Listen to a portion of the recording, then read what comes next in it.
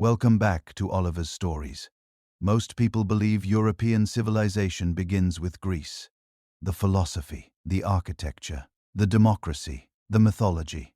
We tend to treat ancient Greece like a light switch, flicked on around 800 BC, and suddenly Europe went from darkness to brilliance. But that's not actually what happened. Because before Greece, before the marble temples, the city-states, and the Iliad, there was something else, something older, something stranger, and something so thoroughly swallowed by time that for centuries, almost no one knew it ever existed. A civilization operating at the very center of Europe's world and building structures that would impress architects today. Sailing trade routes that stretched across an entire sea and organizing society in ways that broke almost every rule we associate with ancient cultures.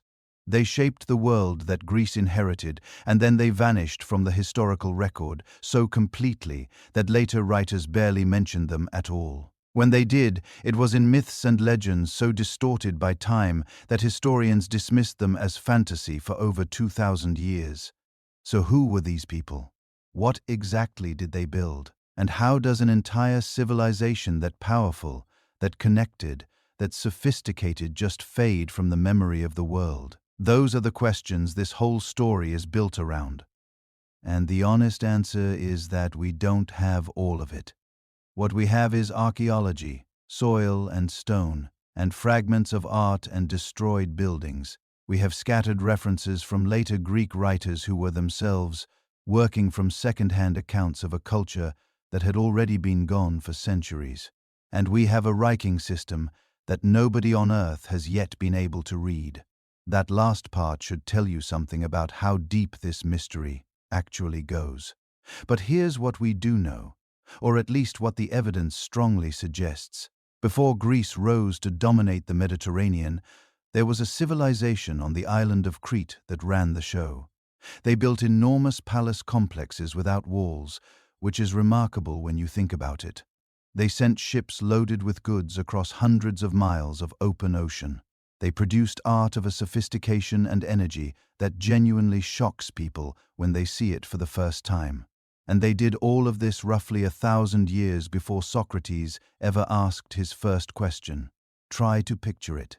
Imagine waking up in a Europe organized not by city-states or warlords, but by palace economies humming with traders and artisans, where ships leave harbor before dawn carrying olive oil and bronze, and dyed cloth toward ports you would need a modern map to even name. That was real life for real people for generations, for centuries, and almost nobody today could tell you their name. By the way, before we go any further, drop a comment and tell me where you're watching from and what time it is. I genuinely check them.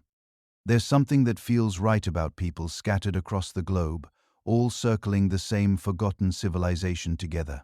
So let's actually meet them. The people we call Minoans weren't what you would picture if someone said ancient civilization. They weren't Romans building straight roads across conquered territory. They weren't Egyptians carving their pharaohs into cliff faces 50 feet tall. They were something different, something that doesn't fit neatly into the standard template of how early complex societies are supposed to work. And that is actually the first thing you need to understand about them, because almost everything unusual about this civilization starts with recognizing that they wrote their own rulebook. The name Minoan isn't even theirs. We gave it to them.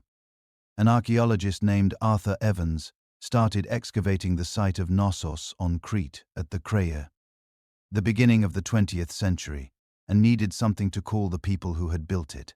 He borrowed from the myth of King Minos, the legendary ruler of Crete, who features in later Greek stories about the Labyrinth and the Minotaur. So the name is a modern label attached to an ancient culture based on a legend that may or may not even be about them. What they called themselves, we genuinely do not know. That is not a small thing. That is the kind of detail that should stop you for a moment. We are talking about one of the most consequential civilizations in early European history, and we cannot tell you what they called their own people. What we can tell you is when they appeared and roughly what they built. Human communities on Crete go back to around 7000 BC, some of the earliest farming settlements in Europe. But the civilization we are really talking about, the one with the palaces and the trade networks and the fleet, that crystallized much later, somewhere around 2000 BC. Communities across Crete began organizing into something larger. The first major palace complexes appeared around 1900 BC, which historians call the Protopalatial period. These were not primitive experiments. They were sophisticated administrative centers from the start, capable of managing agricultural surplus, organizing craft production, and coordinating exchange across considerable distances. Then around 1700 BC, something disrupted the first palaces. An earthquake, internal conflict, possibly both. They were destroyed and rebuilt. And the second round, the Neopalatial period that followed, was even more impressive than the first. That is the era we are really talking about when we say the Minoans were at their peak, roughly 1700 to 1450 BC. 3 centuries of a civilization operating at a level that, given the time and place, was genuinely extraordinary. Now, here is where we have to be honest about what we know versus what we are inferring. We have the physical remains. We have the palaces themselves, the pottery, the frescoes, the tools, the storage jars, the harbor infrastructure. We have trade goods showing up in Egypt, in the Levant, in mainland Greece, in the islands scattered across the Aegean. We have enough material evidence to reconstruct the broad outlines of how this society functioned. But we do not have the documents. We do not have the court records, the census data, the trade agreements, or the religious texts. That writing system mentioned earlier, the one nobody has decoded, is holding all of that hostage. So when scholars describe Minoan religion or Minoan political structure, or what exactly the palace administrators were doing, they are working from physical artifacts and inference, careful, rigorous inference built by some of the best archaeologists alive, but inference nonetheless. Keep that caveat in the back of your mind as we go because it matters. What the physical evidence makes unmistakable is geography, and geography is the key to understanding why the Minoans mattered so much. Crete is not a small island. It is about 160 miles long, sitting right at the southern edge of the Aegean Sea, like a natural stepping stone between 3 continents. To the north, mainland Greece and the Aegean island chains. To the east, Cyprus and the coasts of Anatolia and the Levant. To the south, Egypt, barely 2 days sailing away in good conditions. To the west, the routes that eventually reach Sicily and the central Mediterranean. Crete sits at the intersection of all of it. Any ship moving goods between Egypt and Greece, between the eastern Mediterranean and the west, had to either pass near Crete or go through the waters it dominated. That is not a coincidence. The Minoans exploited. That is an advantage they were born into and then systematically built on for centuries. The Aegean itself in this period was essentially a network waiting to happen. Hundreds of islands, most of them visible from each other on a clear day, scattered across a sea that is calm enough in summer to cross in an open boat, but rough enough in winter to demand serious sailing knowledge. It is the kind of geography that rewards maritime expertise above almost everything else. The Minoans developed that expertise over generations, and once they had it, they had leverage. Not military leverage in the way we usually think of it, but something subtler, and in some ways, more durable. Economic leverage, cultural leverage, the leverage of being the people who knew the routes, controlled the goods, and understood the connections better than anyone else operating in that world. That word ruled in the way we are using it here needs unpacking. When we say the Minoans ruled Europe before Greece, we do not mean they had governors in every province and legions marching to enforce tax collection. That is a Roman picture, and this is not Rome. What the evidence suggests is something more like a center of gravity, a civilization so economically central and culturally influential that its reach was felt across the entire Aegean and well beyond. not because it conquered its neighbors, but because its neighbors organized their economies around it. They traded on Minoan terms, adopted Minoan artistic styles, and looked to Crete for the luxury goods that signaled status and sophistication. That kind of dominance is harder to see in the archaeological record than a military conquest, but it is also often more total. You can resist an army. It is harder to resist being the thing everyone wants to be connected to.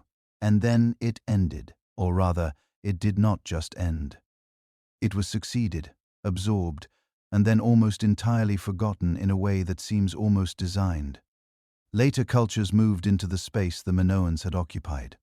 They adapted what they found useful and let the rest decay. Within a few centuries, a civilization that had shaped the entire Bronze Age had been reduced to background noise. A few strange myths about a maze under a palace and a monster that lived inside it. That is the mystery sitting at the center of this whole story. Not just what the Minoans built, but how something that significant got so thoroughly erased. And to even begin to understand that, you have to understand what they actually built in the first place. Walk into Knossos, and the first thing that disorients you is the scale. Not in the way a Gothic cathedral disorients you, all vertical ambition and deliberate awe. Knossos spreads horizontally, sprawls, rambles through multiple stories and interconnected wings in a way that feels almost organic, like it grew rather than got built. Evans excavated and partially reconstructed the site in the early 20th century, which means what you are seeing today is a complicated mix of genuine Bronze Age archaeology and his sometimes controversial interpretations of what should go where. But even stripped of the reconstructions, even looking at just the foundations and the lower courses of wall that survived intact, the complexity is unmistakable. This was not a house that got larger. It was a machine for running a civilization, and Knossos was not alone. Across Crete, 4 major palace complexes emerged during the Neopalatial period. Knossos in the north, Phaistos in the south, Malea on the northern coast roughly midway, and Zakros at the far eastern tip of the island. Each one occupied a strategically significant location relative to the sea and to the agricultural land surrounding it. Each one was built around a large central courtyard oriented north to south, roughly the same proportions at every site.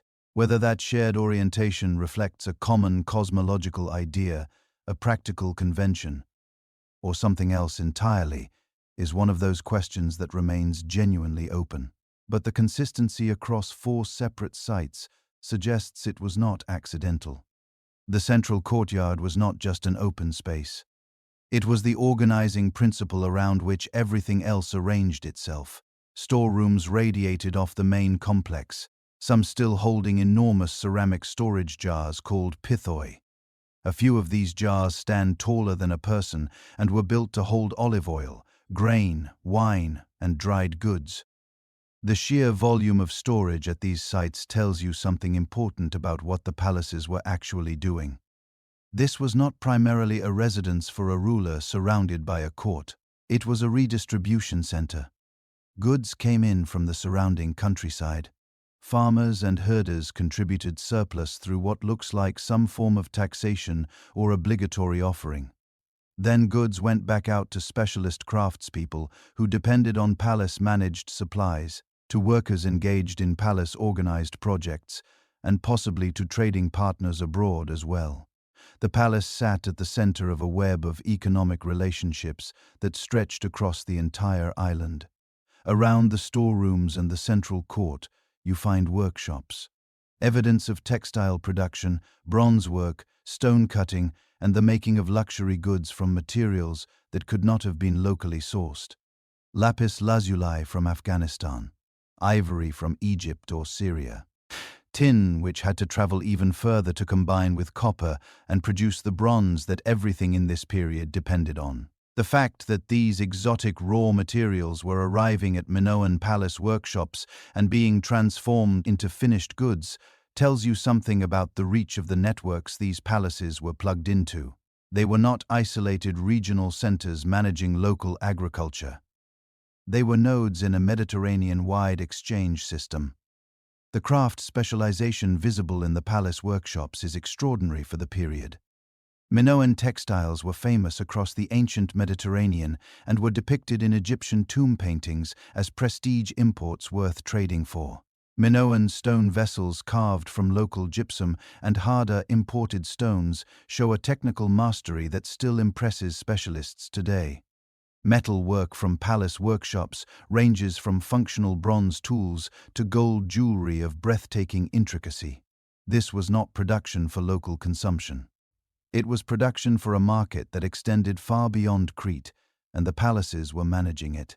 But here is the detail that stops most people when they first encounter it. None of these palaces had defensive walls. Spend time around Bronze Age sites in the Aegean and the Near East, and you get used to seeing fortifications, thick walls, reinforced gates, watchtowers, the whole architecture of anticipated violence. It is almost a given. But the Minoan palaces are open. No walls surrounding them. No obvious defensive architecture. No design choices that suggest the people who built them were worried about being attacked. This absence has been debated extensively, and nobody has arrived at a definitive explanation. The most common interpretation is naval power.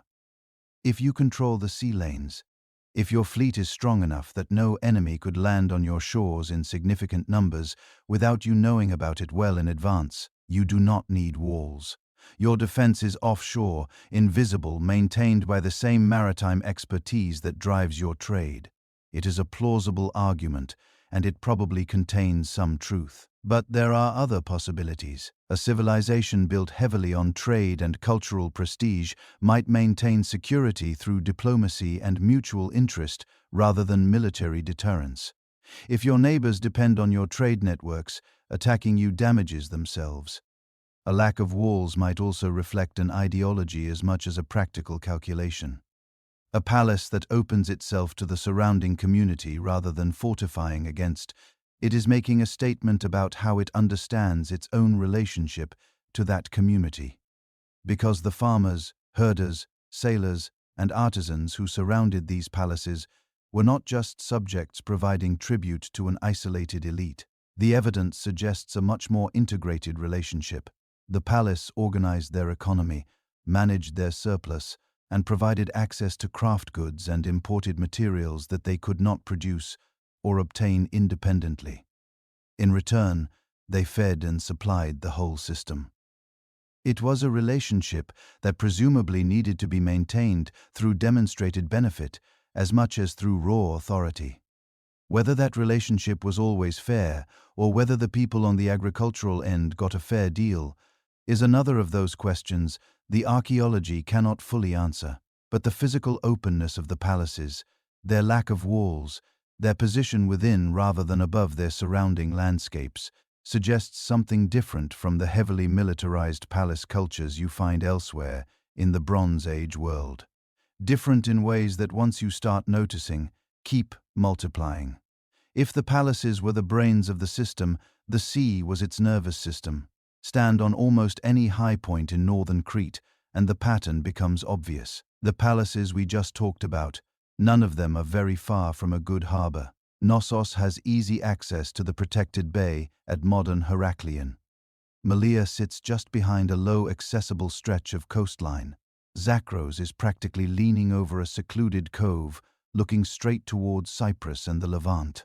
These were not accidents of geography. They were choices. For the Minoans, the sea was not a barrier. It was the highway that mattered.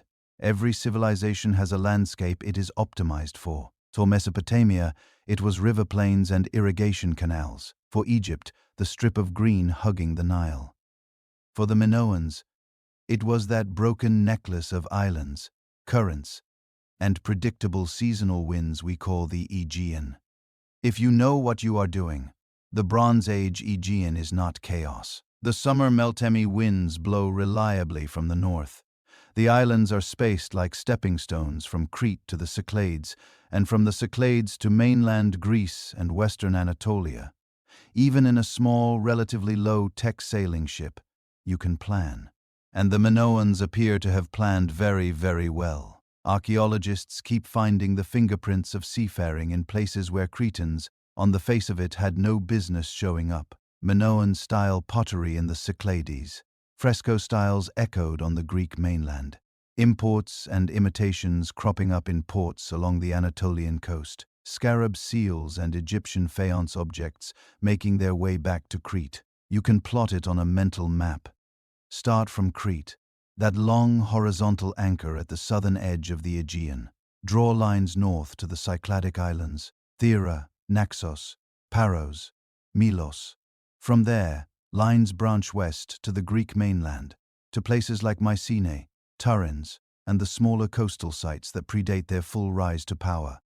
Other lines branch east to western Anatolia, to harbors that will later belong to Troy, Miletus, and a dozen other city-states. Then stretch your lines south and southeast, down to the Nile Delta and the Levantine coast, Egypt, Byblos, Ugarit, the ports of Canaan and Syria. What you end up with is a spider web that centers not on some great continental power, but on an island. So what were they actually moving along these lines?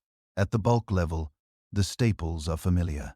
Olive oil and wine in big transport jars, grain where possible, dried figs and raisins, maybe salted fish. Olive oil was not just food, it was light in the form of lamps. It was skin treatment. It was a base for perfumes. In a pre-petroleum world, good oil is a kind of liquid infrastructure, and Crete's hills are perfectly suited for olive cultivation.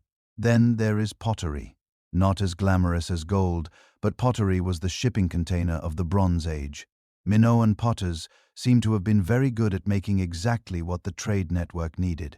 Standardized storage jars, narrow-necked amphorae for oils and wines, pouring vessels, cups. Some are plain workhorses.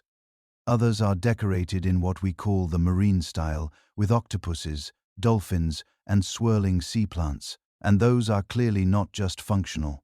They are statements. Owning Minoan pottery is not only about having a container.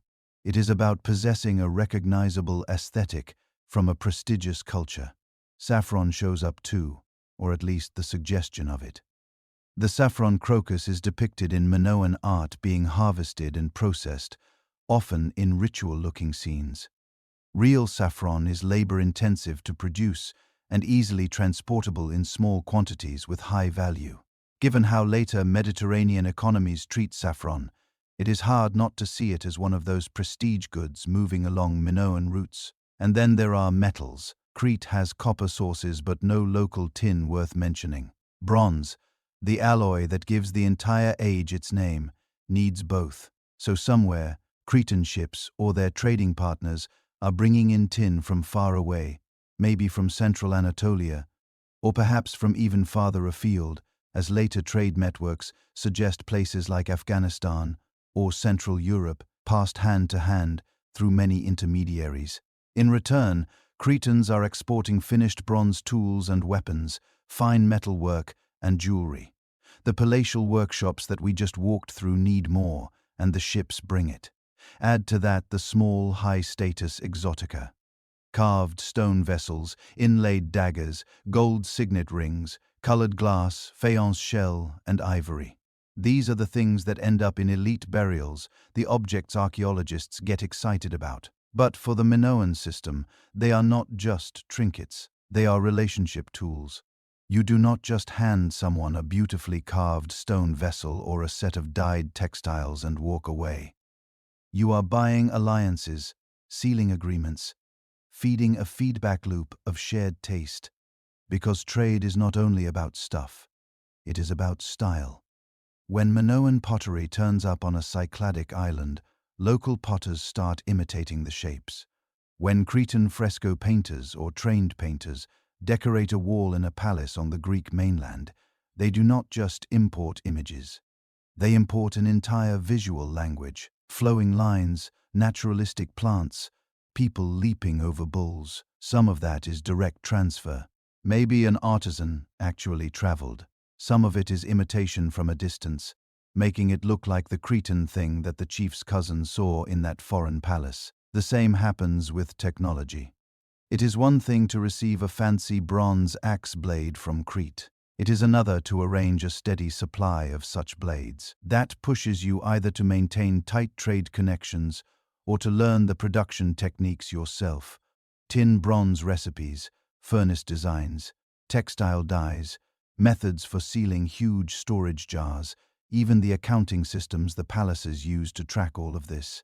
Once these ideas get into a trade network, they are very hard to keep bottled up. And along with the objects and the techniques comes something less tangible: political weight. If you are a small coastal community in the Cyclades, and your people sail regularly to Crete to deliver grain or wool and bring back oil, fine tools, and cult objects, your internal status structure is going to reorganize around those connections. The people who speak the right dialect of Minoan, who know the etiquette of the palace at Knossos, who can negotiate the next shipment or the next marriage alliance, those people matter. Some scholars think that is what lies behind the old Greek tradition that Minos ruled the sea. In classical sources, you occasionally see the word thalassocracy, literally rule of the sea, attached to Crete and to Minos in particular.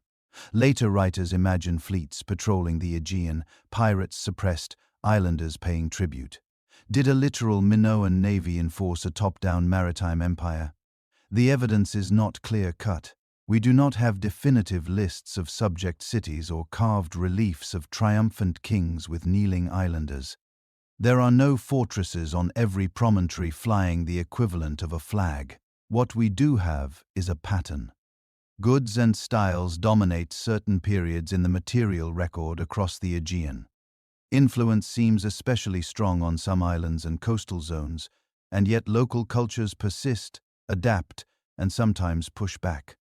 One way to think about Minoan thalassocracy is less as an iron-fisted empire and more as a kind of maritime commonwealth. Control through soft power, being the indispensable node in a network of exchange. If you are the place everyone needs to go for certain goods, if your artisans have the look everyone wants, if your religious iconography quietly seeps into other people's shrines, you do not need to garrison their towns to influence them. You just need them to keep valuing what you provide. Another possibility is that Minoan power fluctuated. At times, especially at the height of the Neo-Palatial period, fleets might indeed have been the dominant naval presence in the central Aegean, able to project force when necessary and deter rivals. At other times, especially after disasters like the eruption at Thera, that dominance may have weakened, leaving room for mainland powers to step in. Either way, the sea is doing something particular here. It enables a kind of decentralized integration that land empires often struggle with. You do not need continuous territory. You need harbors, shipwrights, navigators, interpreters, and a shared set of expectations about weights, measures, and reciprocity. So imagine for a moment one of those ships at the center of it all. It is late afternoon in a Cretan harbor, somewhere near Knossos' coastal outlet. The ship is long and relatively narrow. Its hull built with pegged mortise and tenon joints, wooden pieces carefully cut and slotted together. A technology we know Bronze Age shipwrights used. A row of oars rests along the sides for calm days and tight maneuvering. A single mast carries a broad square sail for open water runs. The cargo is as layered as the network itself. Down in the hold, heavy pithoi are wedged in with straw, a couple filled with olive oil, others with wine.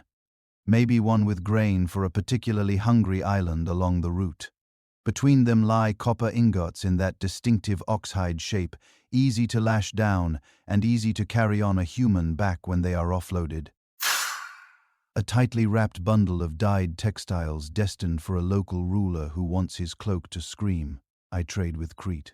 A small chest with a few gold rings and carved stone seals, not for open market sale, but as diplomatic gifts. Near the top, a basket fragrant with crocus threads, saffron as bright as fire, carefully covered. On deck, the crew are a microcosm of the world this network creates. A captain who has made this route a dozen times and knows the currents by the way the foam pulls away from the rocks. A young sailor from a Cycladic island learning new words and mentally rehearsing what he will say when he reaches home. A trader who has been to Egypt, who can point to artifacts in the cargo and say, "Over there they have something like this, but in blue glass." And suddenly everyone on board is thinking beyond even this trip. The harbor around them is busy, but not random. Scribes with clay tablets are noting quantities as goods move in and out. Dockside workshops are repairing hulls, twisting new ropes, boiling pitch. Somewhere above, back in the palace, someone will update an inventory and decide how much surplus can be risked on the next long-distance voyage versus how much stays in storage. From this one moment, a ship pushing off as the wind shifts, its prow turning toward the open water, you can see how an island civilization might end up quietly binding half the eastern Mediterranean into its orbit. Not with walls, but with roots, with roots, with roots, with roots, with relationships, with a network woven across the sea so tightly that for a few centuries it feels less like separate coasts and more like different neighborhoods in the same extended world. And that network does not just move things. It moves ideas, images, and rituals, which is where the Minoans become even stranger. Because when you look at what they choose to decorate their palaces with, what they seem to celebrate and ritualize, you start to realize that their entire way of imagining power and the sacred may have been very different from the kingdoms around them. Walk into a Minoan palace in your mind and strip away the dust and missing pieces. The first thing that hits you isn't statues of kings or lines of soldiers. It's color, motion, and a very specific set of obsessions set. The walls are alive with fresco. Young people in flounce skirts and loincloths, hair streaming leaping over bulls the size of small cars. Processions of figures carrying vessels, lies, branches, dolphins swimming across blue bands that might be water. Might be some symbolic boundary on pottery and carved seal stones. The same world repeats in miniature. Spirals, waves, plants, animals, human bodies captured in mid-gesture. This isn't decorative wallpaper. It's a visual system, and when you line up enough pieces from enough sites, patterns start to emerge. Take the palaces. In places like Knossos, Phistos, Zakros, the best rooms aren't filled with scenes of kings on thrones dominating their enemies. You get processions, rituals, feasts, dances. Even when there is a throne like the famous stone seat at Moses, the surrounding fresco show griffins, plants, perhaps goddesses. The human figure, when it appears, is usually participating in some kind of performance or offering, not radiating solitary military glory. It looks like a society where status is staged as participation in shared spectacle, not as one man towering over everyone else that carries over into the small stuff. Clay cups with elegant, almost careless curves, storage jars painted with ivy, octopuses, reeds bending in the current set, tiny gold rings engraved with scenes so detailed you need magnification to appreciate them. A woman standing on a peak with a shrine and sacred tree. A group approaching a building with horns on its roof. Someone human or divine receiving an offering. Seal stones used to mark ownership and authorized transactions are particularly revealing. If you come from a world of bureaucracies, you might expect heraldic crests or stark symbols of rank. Instead, Minoan seals often show active scenes, humans interacting with animals, dancing, harvesting, praying, wrestling with bulls. Authority is stamped through images of participation, ritual, and relationship. So, what's going on religiously? IRE is dotted with places that clearly weren't just everyday spaces. High on ridges and mountaintops, you find what archaeologists call peak sanctuaries, rough enclosures, simple altars, piles of offerings, broken clay figurines of humans and animals, miniature tools, little models of limbs may be left as thanks or requests for healing.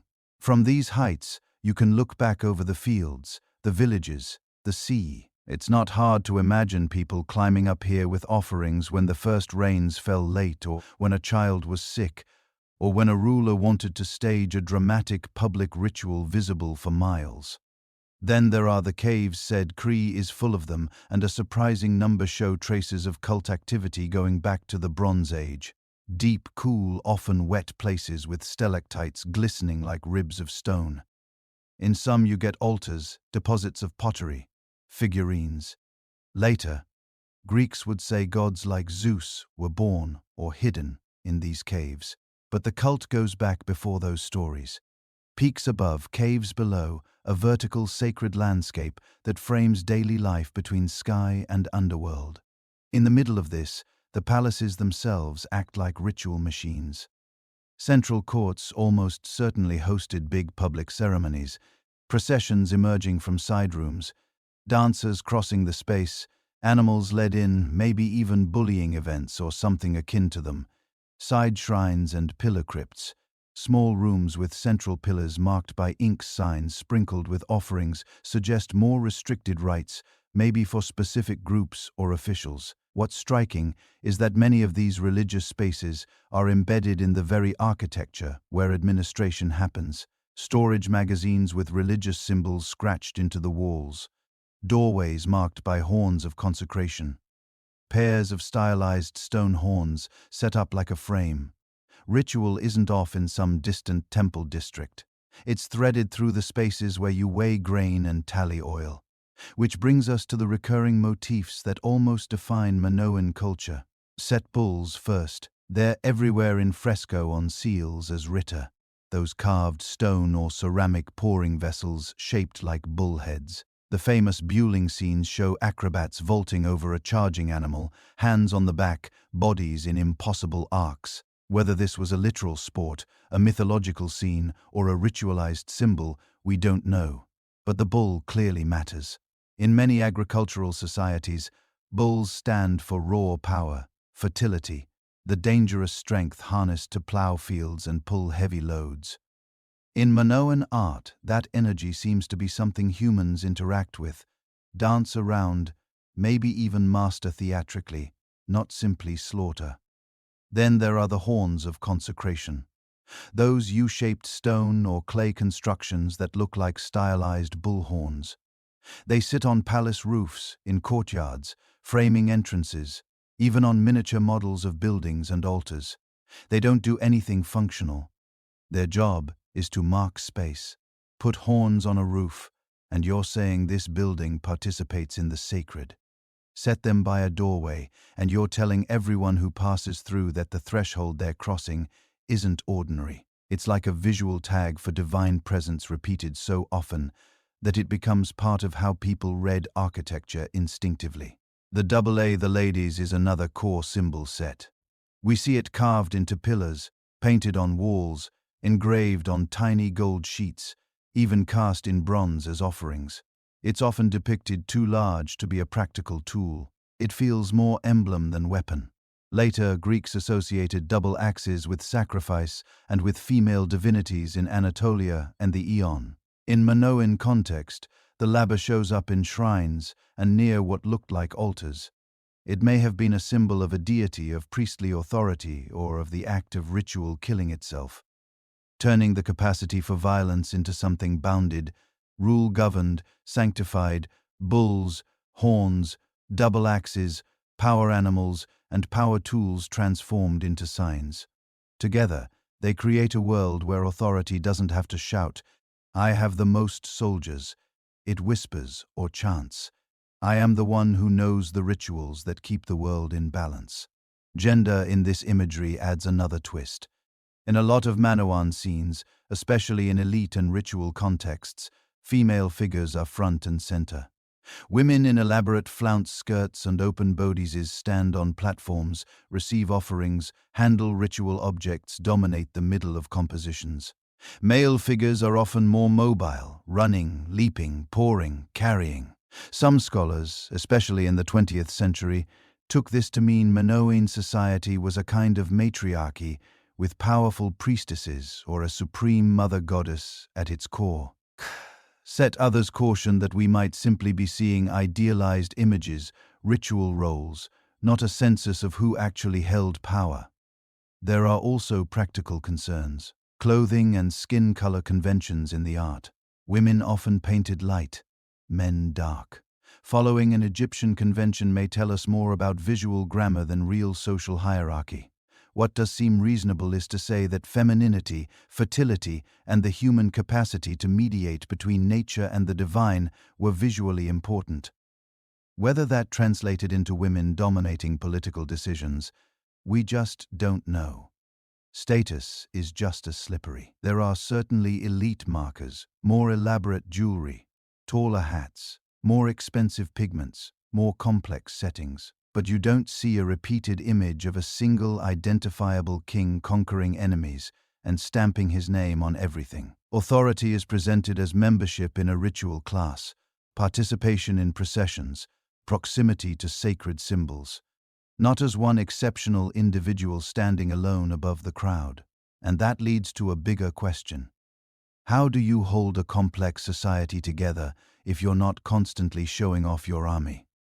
One answer is you build a world where people are emotionally invested in the rituals that justify the system. Imagine you live in a town under the shadow of Knossos set. A couple of times a year you and many others walk or ride up to the palace for a festival. You pass under horns of consecration, hear music, smell incense, and roast meat. See acrobats risk their lives in the bull ring. Watch priests or priestesses perform acts you're told. Keep the rains coming and the seas favorable. Food is redistributed. Wine is poured. You get to be part of something larger than your village, larger than your lineage. In that kind of setting, the palatial elite don't have to point at fortifications to justify their role. They can point at ceremonies, at the storerooms full of offerings, at the continuity of rituals that your grandparents also attended. Their power is stabilized not only by force, which they surely could use when needed, but by spectacle, by shared belief, by the feeling that this is how the world works. Ritual can do what walls do in other societies, define insiders and outsiders, reward obedience with inclusion, and threaten exclusion without having to draw a sword every 5 minutes. And this theatrical symbol-laden system doesn't stay on. When you look at mainland Greece in the generations before and after Mycenaean rises, you see local elites borrowing Minoan tricks. Fresco programs in places like Mycenae and Tiryns suddenly sprout Minoan-style borders, Minoan color schemes, even full scenes of processions and building set. Mainland tombs contain imported or locally made imitations of Minoan sealstones, rings, and writer. Shrine layouts start to echo designs. These aren't random borrowings, they're deliberate choices. If you're a rising chief on the mainland, and you want to show your followers that you're plugged into the big prestigious world across the sea, you commission your hall to be painted the way. You pour wine at feasts from a bull's head written. You mark your building with horns of consecration.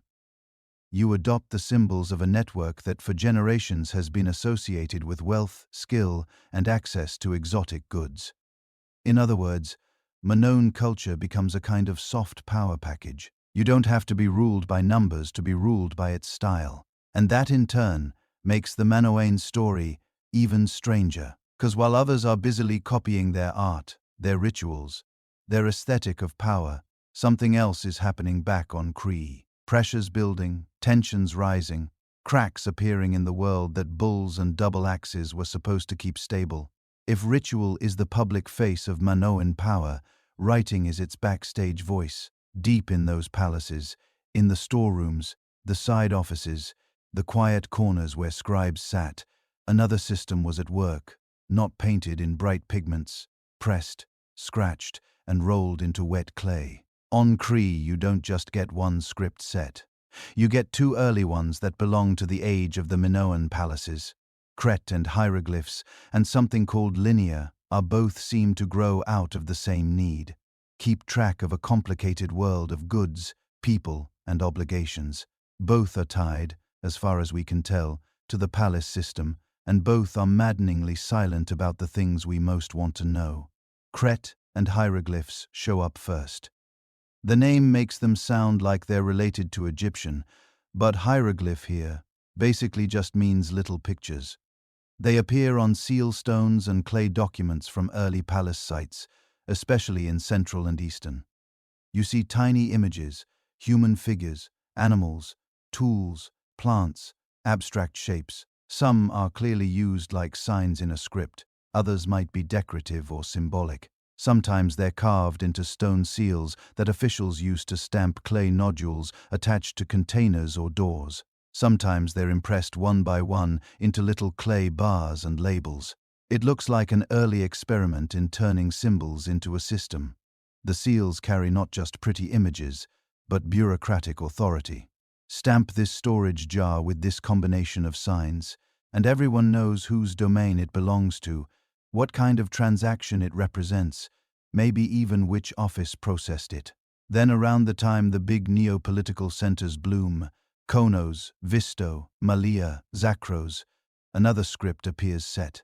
Linear A, where hieroglyphs are pictorial and dense. Linear A is stripped down, made of clean, simple strokes, hence the name linear. The signs are arranged in lines left to right on flattened pieces of clay.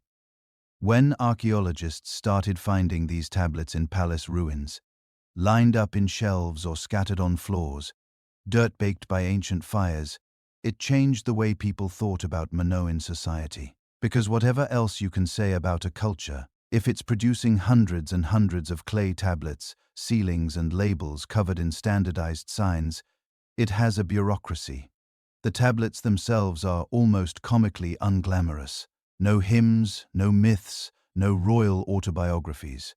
What survives are the boring bits that happen to be fireproof. You get short formulaic entries, a heading sign or two, then sequences of numbers next to words written in linear A, the numbers we can read, the signs that mean 10, 100, specific fractions, tally marks across different sites. The structure repeats at FTOs.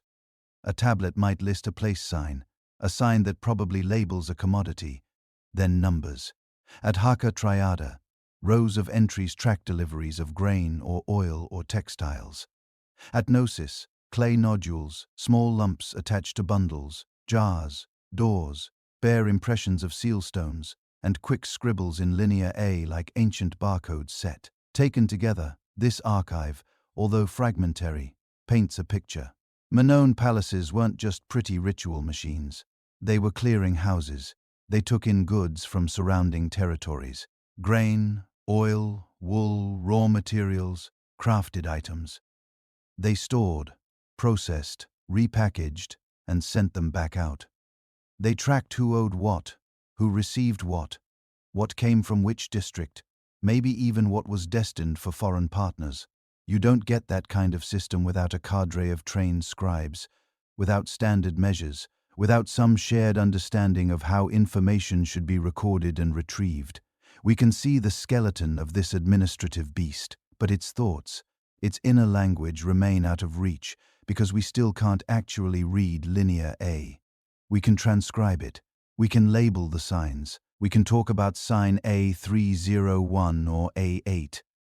In many cases, we can guess that the structure is similar to linear B, the later script used by the minions on the mainland, and at Knossos after they take over. And that similarity is part of the tease. When linear B tablets were first discovered, they looked like linear's cousin. Same basic sign shapes, same line-based writing, many overlaps. For decades, nobody could read either. Then in the 1950s, Michael Ventris and others cracked linear B. The key revelation, it wasn't some exotic lost tongue. It was an early form of Greek set.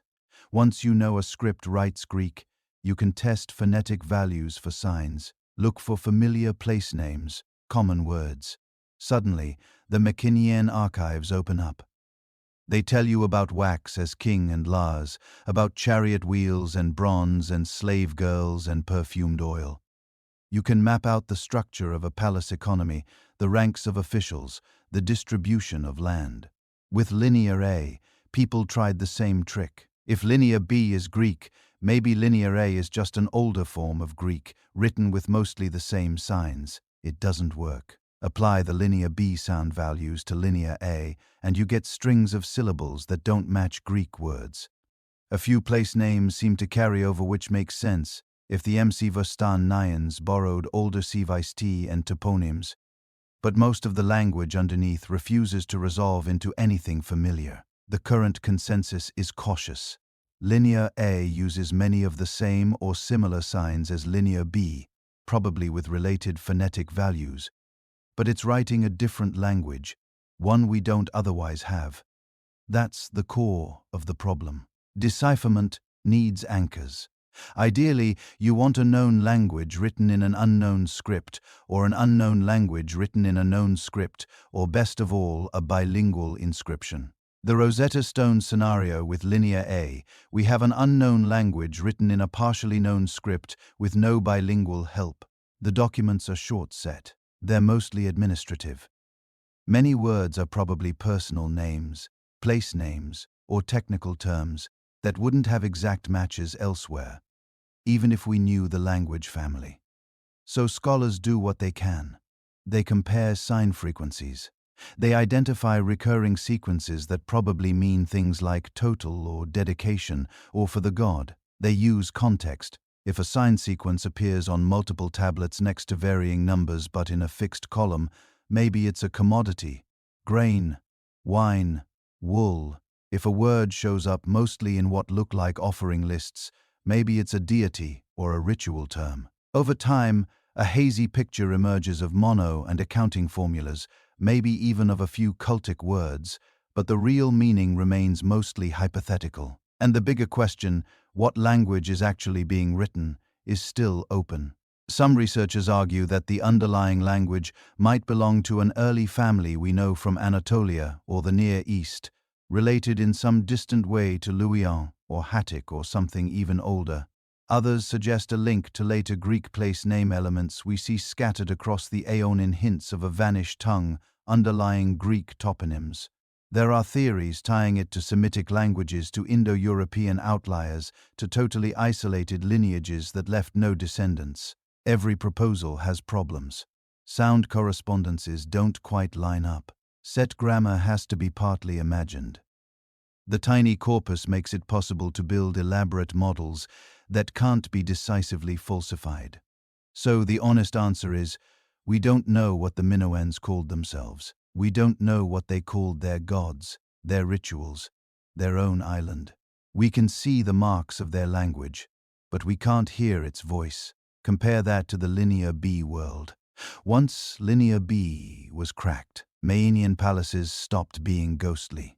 Suddenly you can read lists of tripods with handles, women workers from numbers, bronze given to the smiths of such and such place. You see that they had word forms recognizably ancestral to classical Greek. Potter for Potner, lady, a powerful goddess figure. Kaju for basileus, originally more like a chief than later king. You can trace how they organize their territories into districts. How do they track flocks?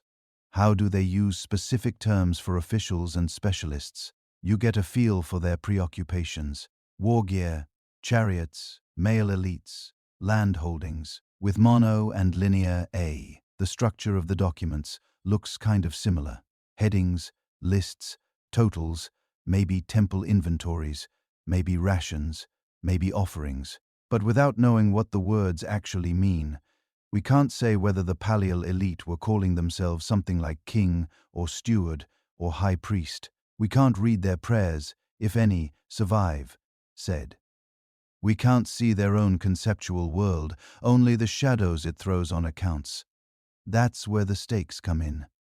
When a civilization's writing is unreadable, it's as if we're looking at it through soundproof glass. We can reconstruct the architecture, the pottery, and the trade routes. We can admire the art and imagine the rituals, but the people themselves, their stories, arguments, metaphors, jokes, and laws, stay locked away. For Mono and Crete, that lock is particularly frustrating because the scripts are right there, sitting in museums, in drawers, on shelves. We can count how many sheep some official recorded on a given day 3,600 years ago. We can hold the tablet in our hand, but we just can't understand the words he used to do it.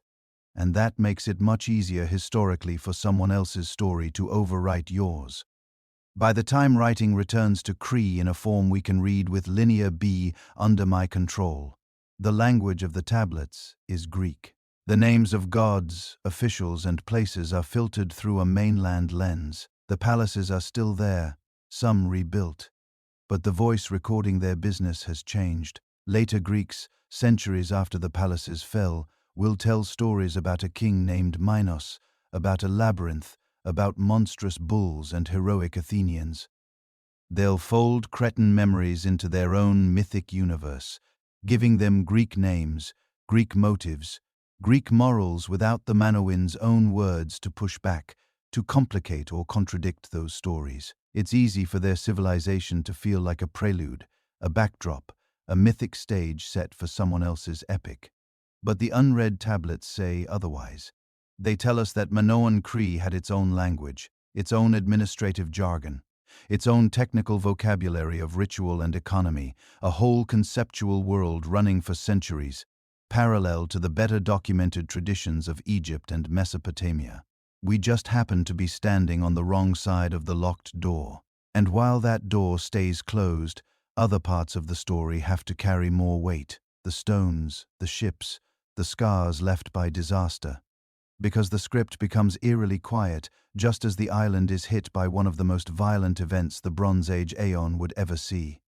Out in the Aeon north of today, we call it Santorini. In the Bronze Age, people called it Thura. Back then, it wasn't a broken ring. It was a mostly whole island, with a big volcano simmering quietly under the surface. And then, sometime in the mid-2nd millennium BCE, it stopped simmering. The Thera eruption is one of those events that almost feels like it shouldn't be real. The kind of thing you'd expect in myth, not in geology. This wasn't just a local eruption dusting a few nearby fields. It was a full-scale, high-end explosive event, often put near the top of the volcanic intensity scale. Imagine a blast strong enough to blow the central part of an island straight into the sky, collapsing the ground into a crater kilometer across. Imagine ash columns punching into the stratosphere, spreading a veil of fine particles over half the eastern Mediterranean. Thera did that. The island itself records the violence. On Santorini, you can walk along cliff faces where the layers stack up like a book of catastrophe. At the bottom, normal soils, older human occupation set. Above that, a thick sequence of white pumas and ash meters deep fallen from the sky in a matter of hours or days. Above that again, post-eruption sediments, new landscapes were colonized by plants and people long after the dust settled. In some places around the Anna, that ash shows up as a thin, distinctive layer. A time marker on cores pulled from lakes and marshes in seabed sediments on excavation floors. You get traces of this fallout. Microscopic glass shards that geochemists can match back to Santorini's magma like a fingerprint, and ash in the air was only part of the story. Most reconstructions think the eruption unfolded in stages. Initial explosions, ash and pumas raining down, then catastrophic collapse of the central cone. When a huge volume of volcanic rock drops into the sea at once, the water has to go somewhere. It goes outward. That's where the tsunami hypothesis comes in.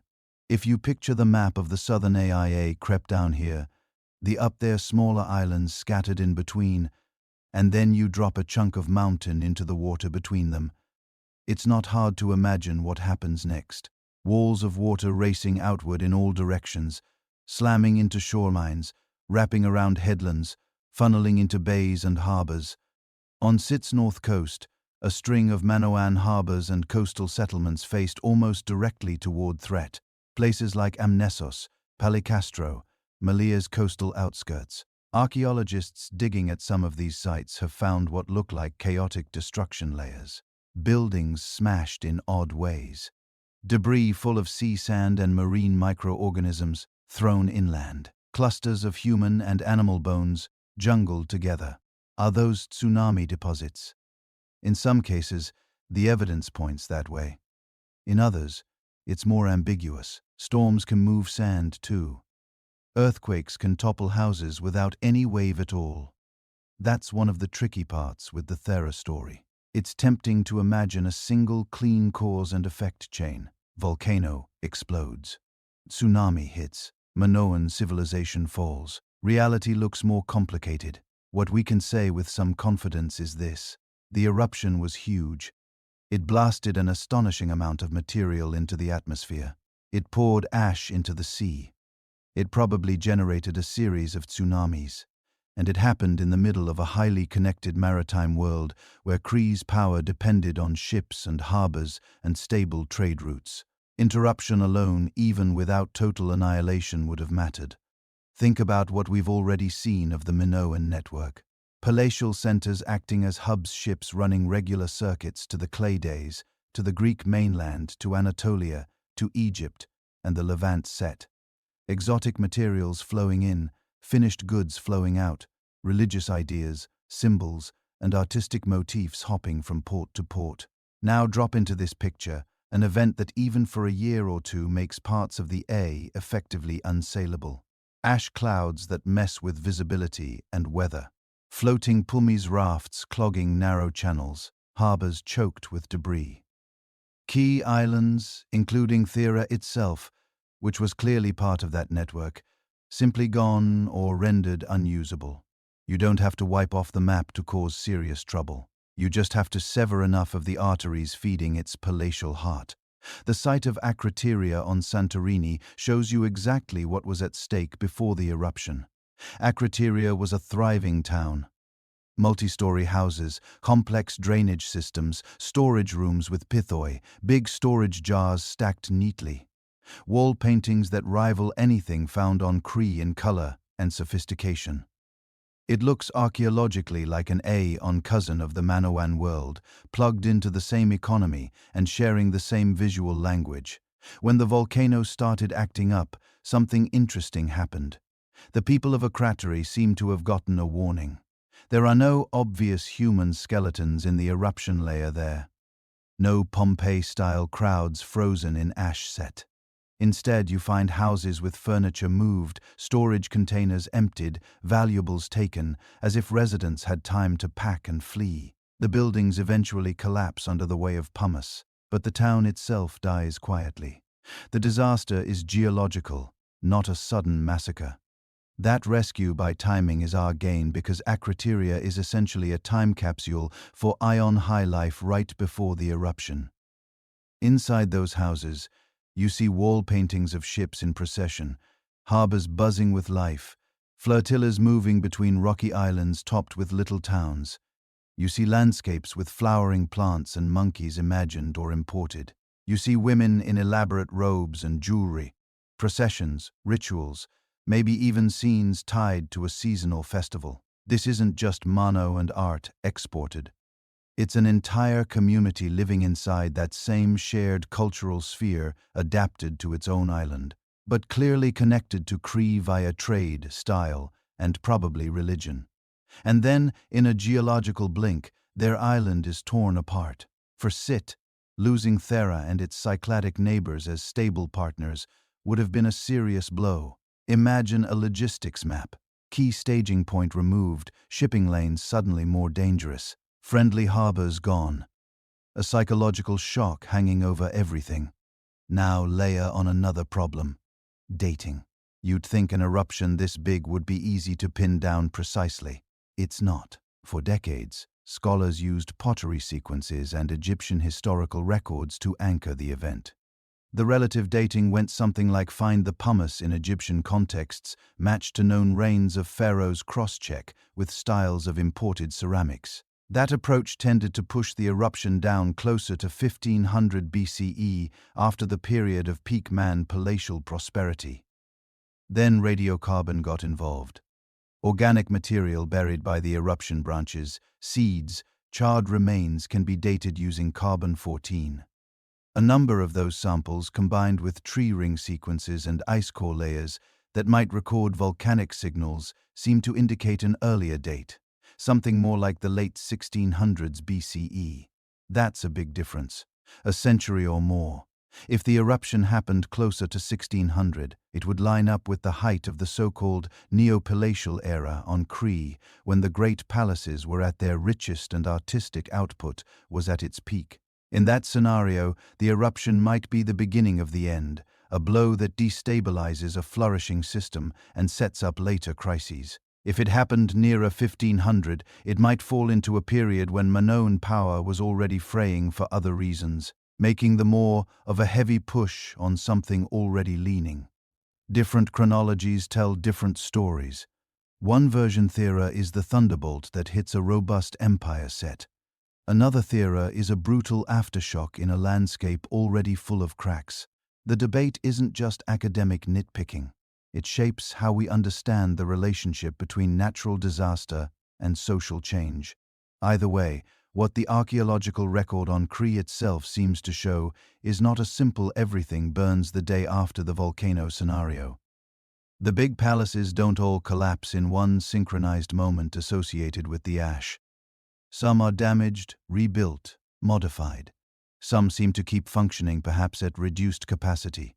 Trade with the wider East Mediterranean doesn't completely stop.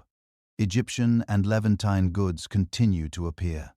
The linear administrative machinery keeps ticking for a while. That's where the idea of shock to the system becomes useful. Complex societies can absorb a lot. They have buffers, stored surpluses, political alliances, diversified trade, religious narratives that make sense of disaster. What they don't like is repeated compounding stress. A volcano of the magnitude can't help but be one of those stresses. It likely damaged or destroyed parts of the Minoan fleet, ruined coastal installations, disrupted regular trade routes to key partners, hit psychologically the gods themselves, tearing the sea apart, possibly altered regional climate for a few years, affecting harvests, but it didn't instantly wipe Crete clean. It weakened a web of interdependencies. It cut a few major threads, maybe snapped others halfway through.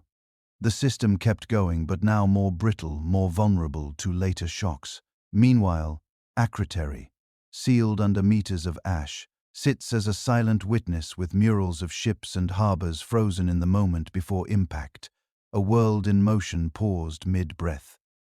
So when later Greek stories talk about a great island power punished by the sea or a civilization sunk beneath the waves, it's hard not to hear an echo, maybe not of Atlantis, as some like to claim, but of a real memory, a time when a brilliant agent network suffered a blow from which it never fully recovered. Yet the final act hadn't played out. Because on Crete, long after the ash stopped falling and the pumice rafts dispersed, the palaces still burned. Not from volcanic fire, but from something much more human. If Thera didn't finish the job, then what did? When archaeologists say a palace burned, they're not just being dramatic. On Crete, at places like News, Phistos, Malea, and Zakros, you can literally walk down through the soil and feel the moment when everything changes. Above you get later debris, scattered stones, eroded fills, bits of pottery from people living among the ruins or reusing old walls. Then, as you go deeper, you hit a compact, distinctive horizon. Charcoal-rich soil turned almost black, set broken mud brick baked hard by intense heat. Fallen roof beams reduced to carbon ghosts, storage jars fractured in place, their contents flash-baked or exploded. In some cases, walls rend or vitrified where the fire got hot enough to alter the stone itself.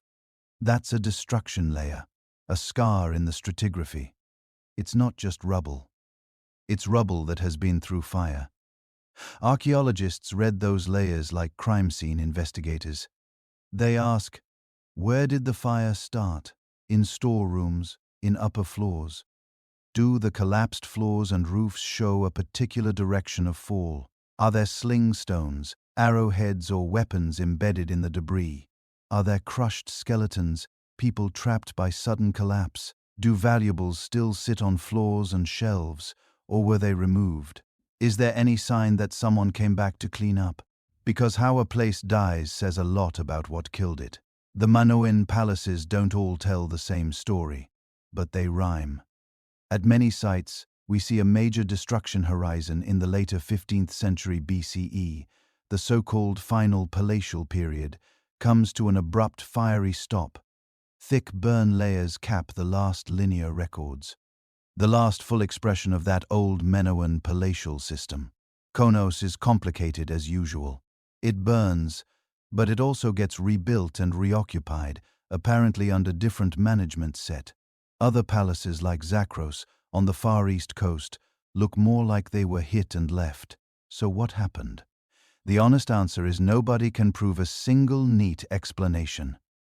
But there are several major suspects, and each has evidence in its favor and problems. One candidate is the Earth itself. Crete sits in a seismically active zone. Even today, earthquakes are regular visitors. In the Bronze Age, they were probably even more frequent companions as tectonic stresses adjusted across the A. At several Minoan sites, you get signs of quake damage.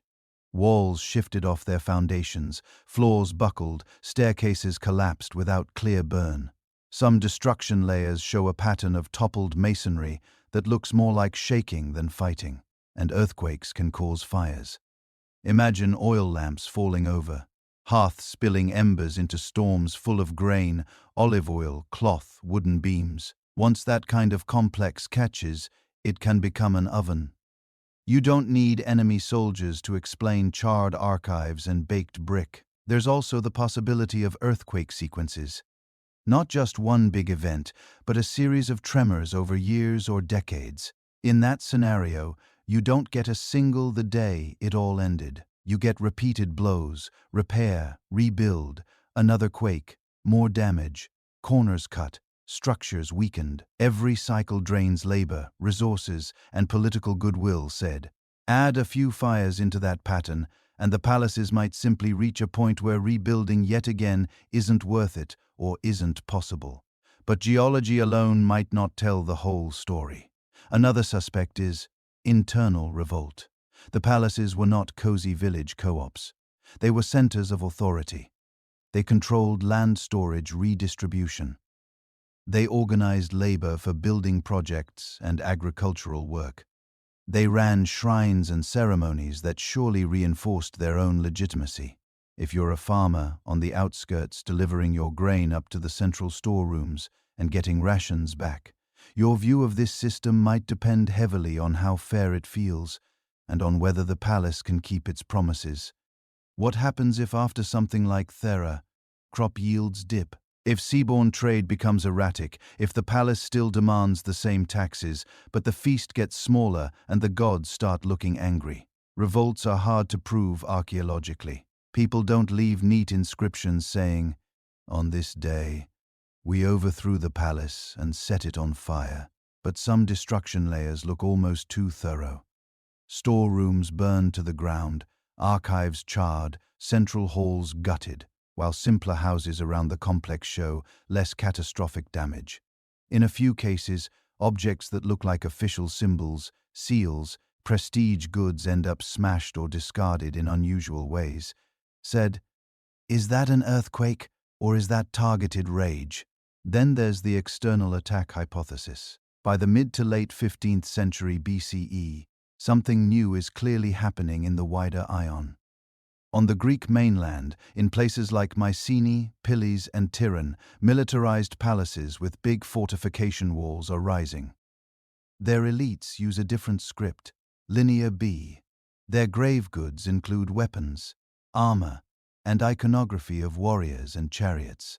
They look in many ways like a harder, more overtly martial version of the Minoan model. If you imagine those upstart mainland powers looking south at Crete, with its old prestigious centers, its control of CW routes, its wealthy estates, it's not hard to see motive. Some scholars picture me and war bands crossing over, raiding or conquering, either as a sudden invasion or as a slow drip of pressure that eventually tips into takeover.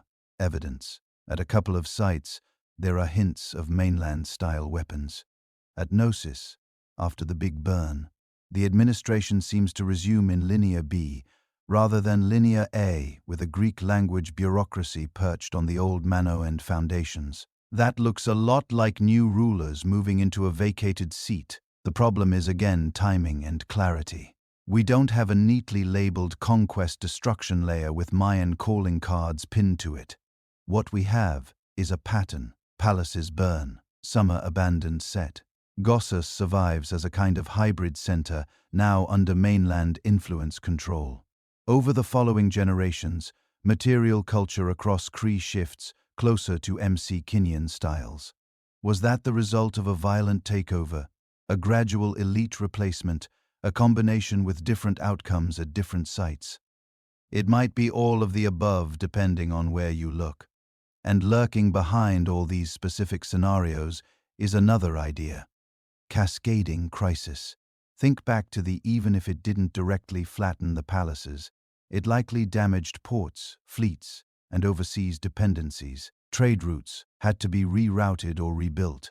Partners like archaeology disappeared. Surplus shrank. Confidence eroded.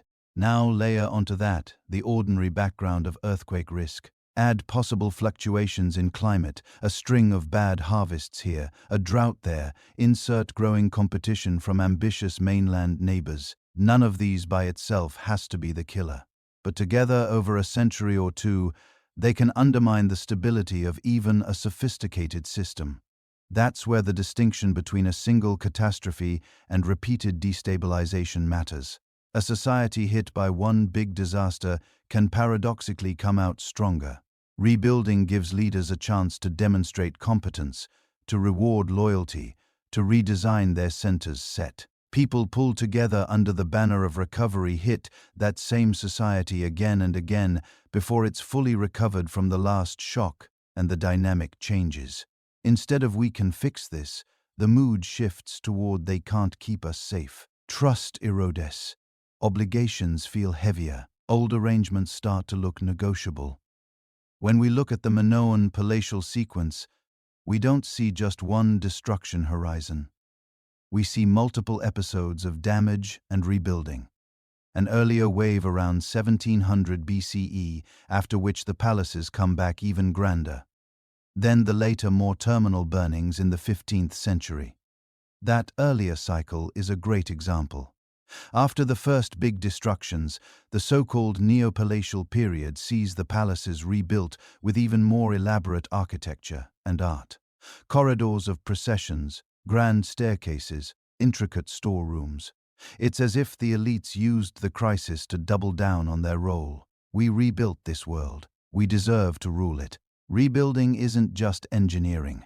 It's politics. You decide which areas get restored and which get left as rubble. You decide who gets new storage rights, new land allocations, new temple spaces. You bring in allies. You reward supporters. You sideline rivals. A post-disaster city is a blank slate that somebody gets to write on. Now, fast forward to the final destruction horizon set. At many sites, that script writing opportunity either isn't taken or isn't possible. Some palaces are not rebuilt at all. Others come back only partially. At Knossos, someone clearly has the capacity and will to restore the administrative machinery, but now in a way that aligns with mainland Greek interests. That's what a weakened network looks like. Not absolute emptiness, but an uneven field full of partially broken nodes for an ambitious power nearby. That kind of landscape is an invitation. If you're a Minion 1A on the mainland and you see ports flickering, its palaces damaged, its local elites scrambling, this is your moment. You don't have to launch a Hollywood-style armada and conquer the island in a single campaign. You can send merchants first, then diplomats, then marriage partners, then auxiliary troops to help secure a troubled harbor. Step by step, you turn influence into leverage, leverage into control. By the time the smoke clears, the palaces are still there in some form. But the people keeping the tablets, commanding the ships, deciding where the surplus flows, those might be new faces. The end of the Minoan palatial world is visible in burnt beams and collapsed halls. What's harder to see are the conversations, the betrayals, the desperate decisions made in the years before the fires. Were angry farmers setting torches in the night set? Were rival Cretan factions fighting each other in the chaos after another earthquake? Were mainland adventurers quietly backing one side and then stepping into the vacuum? The archaeology gives us the ash and rubble. The motives stay shadowy. What we can trace, though, is the aftermath, a Crete and landscape of former palaces. Some silent, one dominant, now speaking a different bureaucratic language. A civilization that once projected power across the waves has turned inward. Its network frayed, its identity blurred. And on the mainland, in stone citadels that look very different from the open wall-less courts of Minoan Crete, another kind of palace is just hitting its stride. On the mainland, those other kind of palaces aren't just architectural quirks. They belong to a different civilization with a different temperament. We call them the Mycenaeans. If Minoan feels like a world of open courts and flowing processions, Minoan Greece feels like a clenched fist. You see it first in the hills where Minoan palaces sit low in fertile plains or on gentle rises.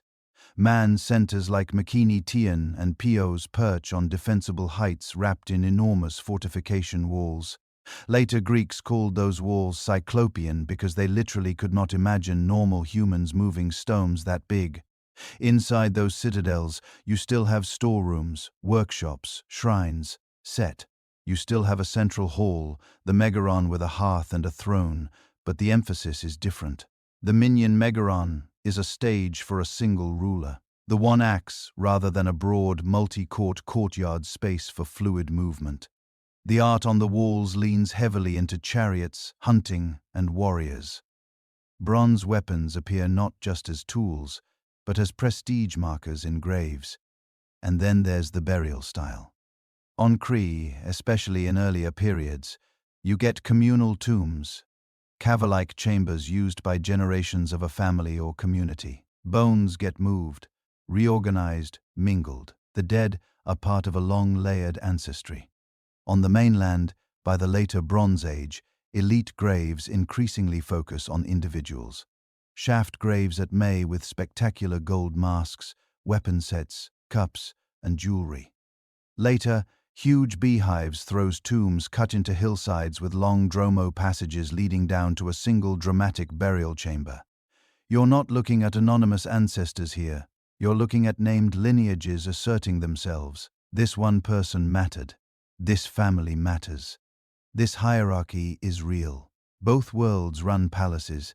Both store surplus, manage land, direct labor, officiate rituals. But the Mycenaean package is more overtly militarized and stratified. Their power is advertised through walls, weapons, and royal burials in a way the Minoans never quite embraced, said. So what happens when these two systems start to overlap? By the time the fires are flaring in the Cretan palaces, the Minoan world is consolidating. Citadels across mainland Greece show increasing uniformity in architecture, pottery, and administrative practices. The linear brypt is being used to keep careful records in Greek. Local rulers are plugged into a shared cultural matrix that feels coordinated, not random. And out in the Minoan-style pottery starts showing up in places Minoans once dominated. On Crete, this isn't just a trickle. After the big destruction horizon, Mycenaean material culture surges. One of the clearest pieces of evidence for what's happening comes from the heart of the old Minoan system. Knossos. Before the burn, the palace at Knossos uses Linear A, that still unread script of the Minoan administrators. Afterward, when the site is reorganized, the tablets change. Suddenly we're looking at Linear B. Same tablet shapes, same basic medium, same habit of writing on wet clay that accidentally gets fired in the destruction. But the language encoded is different. It's Greek. Archaeologists call this the Minoan phase of numbers. Administratively, it behaves like a mainland palace. The tablets talk about herds, rations, textiles, bronzes, offerings to deities, all in a bureaucratic Greek that lines up closely with records from Pio and Thebes.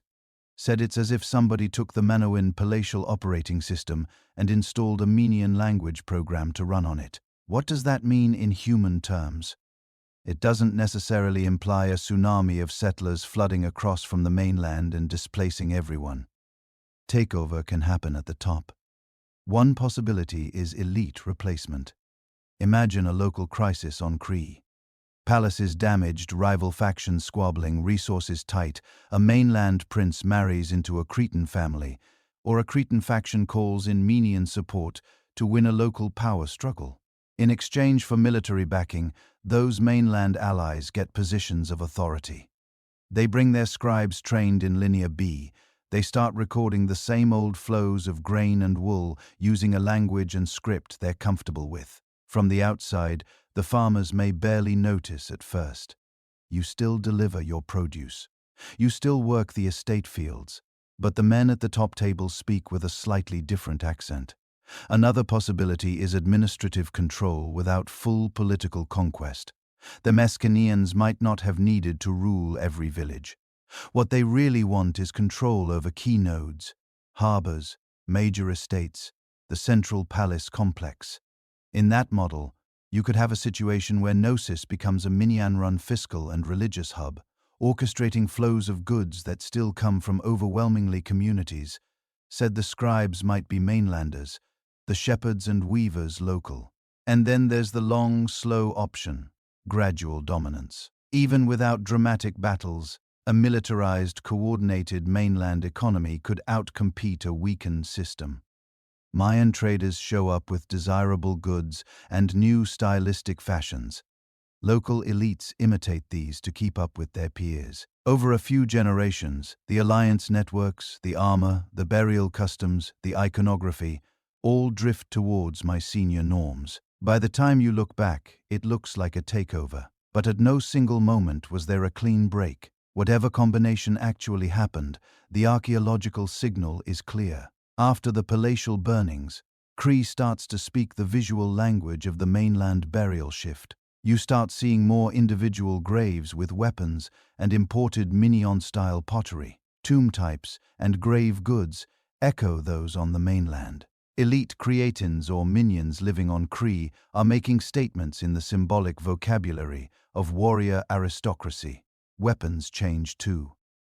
Earlier mono and art, even when it shows bulging or hunting, often downplays explicit battlefield violence. The weapons you do find, like elegant rapiers, fit a world of prestige and ceremony as much as combat.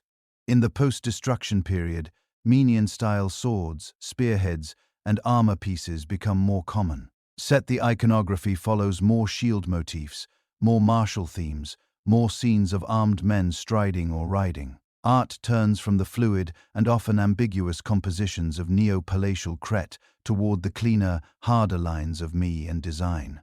Iconography shifts. Some of the old Minoan religious imagery persists. Goddesses' horns of consecration, sacred animals, but now you get them reinterpreted through a mainland lens. A pose that once evoked a mono and priestess might now be read locally as a different kind of divine figure connected to the Mayan pantheon. Some names on Linear B tablets at Knossos, like a form of Poseidon or Zeus, appear alongside older cult symbols that once belonged to Minoan ritual spaces. It's like watching a familiar stage set reused for a new play. Then there's the bureaucratic machinery itself under Minoan control. The palaces track goods using Linear A with ceilings and tablets that we can recognize but not fully interpret. The system seems to have its own accounting conventions, its own categories. Under my senior administration, we can read the tablets. We can see how obsessively they count livestock, textiles, bronzes, chariot parts. We can map the hierarchy of officials and see the fingerprint of a centrally controlled kingdom. Said the impression is that the Mycenaeans plug their own administrative logic into an existing infrastructure, storerooms, workshops, networks of dependent communities, and push it in a more militarized extraction-focused direction. And yet for all these changes, Crete doesn't just flip a switch and become a copy of my continuity threads its way through the disruption. Local potters keep using traditional clay sources and techniques. Even as they adopt mainland shapes and decorative motifs, you get hybrid styles, Crete and hands, making melon-looking wares with a twist. Sanctuaries that had been important for centuries continue to be visited. Offerings keep piling up in certain caves and peak sanctuaries, even as the overarching political order shifts around them. Some of the old Minoan symbols, double axes, sacred horns, certain animal combinations, refuse to vanish. They're absorbed, reinterpreted, or quietly maintained alongside the new Minoan gods and titles. Craft traditions, especially in things like fresco painting and fine metal work, often look like a direct line from earlier Minoan workshops, now serving new masters. If you walked through Knossos in its minion phase, you might still recognize the layout, the light wells, the painted walls. The language on the tablets would be different, the imagery sharper, more martial, but the bones of the place are undeniably set. This is how one story overwrites another, not by erasing every trace, but by using the old script as a pimpist. The Emskinans don't raise sit and start from bare rock. They inherit a landscape dense with meaning and infrastructure and gradually adjust its settings. Over time, when later Greeks look back, what do they remember? They remember the mainland heroes, Mycenaean city of Agamemnon, Pios of Netta, the fortresses, the warlords, the Trojan War tradition. Crete in their stories becomes something else, the place of Minos, of the Minotaur, of strange myths that feel half-remembered, half-invented, a powerful island, yes, but folded into a narrative now dominated by the MC9 experience. And because the minion system leaves written Greek records, their version of reality has a louder voice in the surviving archive. The Minoan world continues in ghost form, in reused buildings, in stubborn local shrines, in borrowed symbols, and in the skills of artisans who grew up in an older tradition. But in terms of who gets to define what Greek civilization will later be traced back to, this period is pivotal. Mycenaean rises. Crete changes hands. Not necessarily once, not necessarily everywhere at the same time, but enough that when the dust settles, the mainland model is in charge of the story, said. And that shift from a sea-focused, relatively open, ritual-heavy, palatial culture to a more citadel sea-centered war advertising, lineage-obsessed one, is one of the ways an earlier civilization starts to slip into the background, not vanished, just overshadowed. Because the next time the Aegean palaces fall, it's the Mycenaeans whose collapse will be remembered. And in that retelling, the civilization they had already overwritten becomes even easier to miss. When you fast-forward a few centuries from that minion phase on Crete, something strange has happened to the island's past. The people actually living there still have local traditions, local shrines, local stories. But when literate Greeks of the later archaic and classical periods start putting things into writing, when they finally have the tools to turn memory into text, the Crete appears on the page is a mythological theme park. You don't get here's how an earlier maritime civilization organized its palaces and trade routes. You get King Minos, the tyrant of Knossos, demanding human tribute from Athens. You get Delis, the genius architect, building a labyrinth that's part prison, part supernatural maze. You get the Minotaur, a literal monster at the center of Cretan power, fed on foreign youths. That's what Minoan civilization looks like through later Greek eyes. Set a story about domination, monstrosity, and a heroic mainland prince, Theseus, coming in and cleaning house. Notice who gets to be the hero in that version. Not some sailor or priestess or ruler, an Athenian prince, a mainlander. The island is powerful, yes, but ultimately it's a stage for a Greek city's origin myth, a place Athens proves itself against. By the time those myths are being written down, nobody remembers Linear, and nobody can read the old clay tablets that once tracked flocks and offerings. The palaces themselves have gone through phases of abandonment, reuse, and reinterpretation. Earthquakes, fires, and the slow grind of time have turned bright fresco and stores into rubble and fill for later buildings. The minion version of Crete, the one that wrote Greek with linear Bios, is already long gone too. The late Bronze Age collapse has knocked out the whole palace system, mainland and island alike. Writing disappears from Greece for centuries. So when literacy returns in the early first millennium BCE, when the Greeks adopt an alphabet and start writing epic poetry, law codes, history, they're leaning on oral tradition that has been free-floating for a very long time. An oral tradition doesn't preserve a civilization like an archive. It preserves a feeling. Maybe what survived in stories about Crete was a sense of an older uncanny power in the island's set. Maybe vague memories of a time when ships dominated the A, collecting tribute, setting terms. Maybe dim recollections of labyrinthine buildings, complex storerooms, and strange bull rituals. But by the time those impressions hit the page, they've been folded into the worldview of much later societies. Homer's Creek of the 100 Cities is a place of many peoples and many tongues, but it's a backdrop, not a protagonist. Later authors turned King Minos into the world's first naval emperor, ruling the seas, stamping out piracy. Then they darken him, paint him as cruel and arbitrary. Still, others rehabilitate him as a wise lawgiver. All of this says more about what later Greeks thought kingship and sea power should look like than about what the Bronze Age Cretans actually did. This is how conquerors' record-keeping outlives the conquered. The Mycenaeans adopt parts of the system and plug Greek into it. Their language gets written.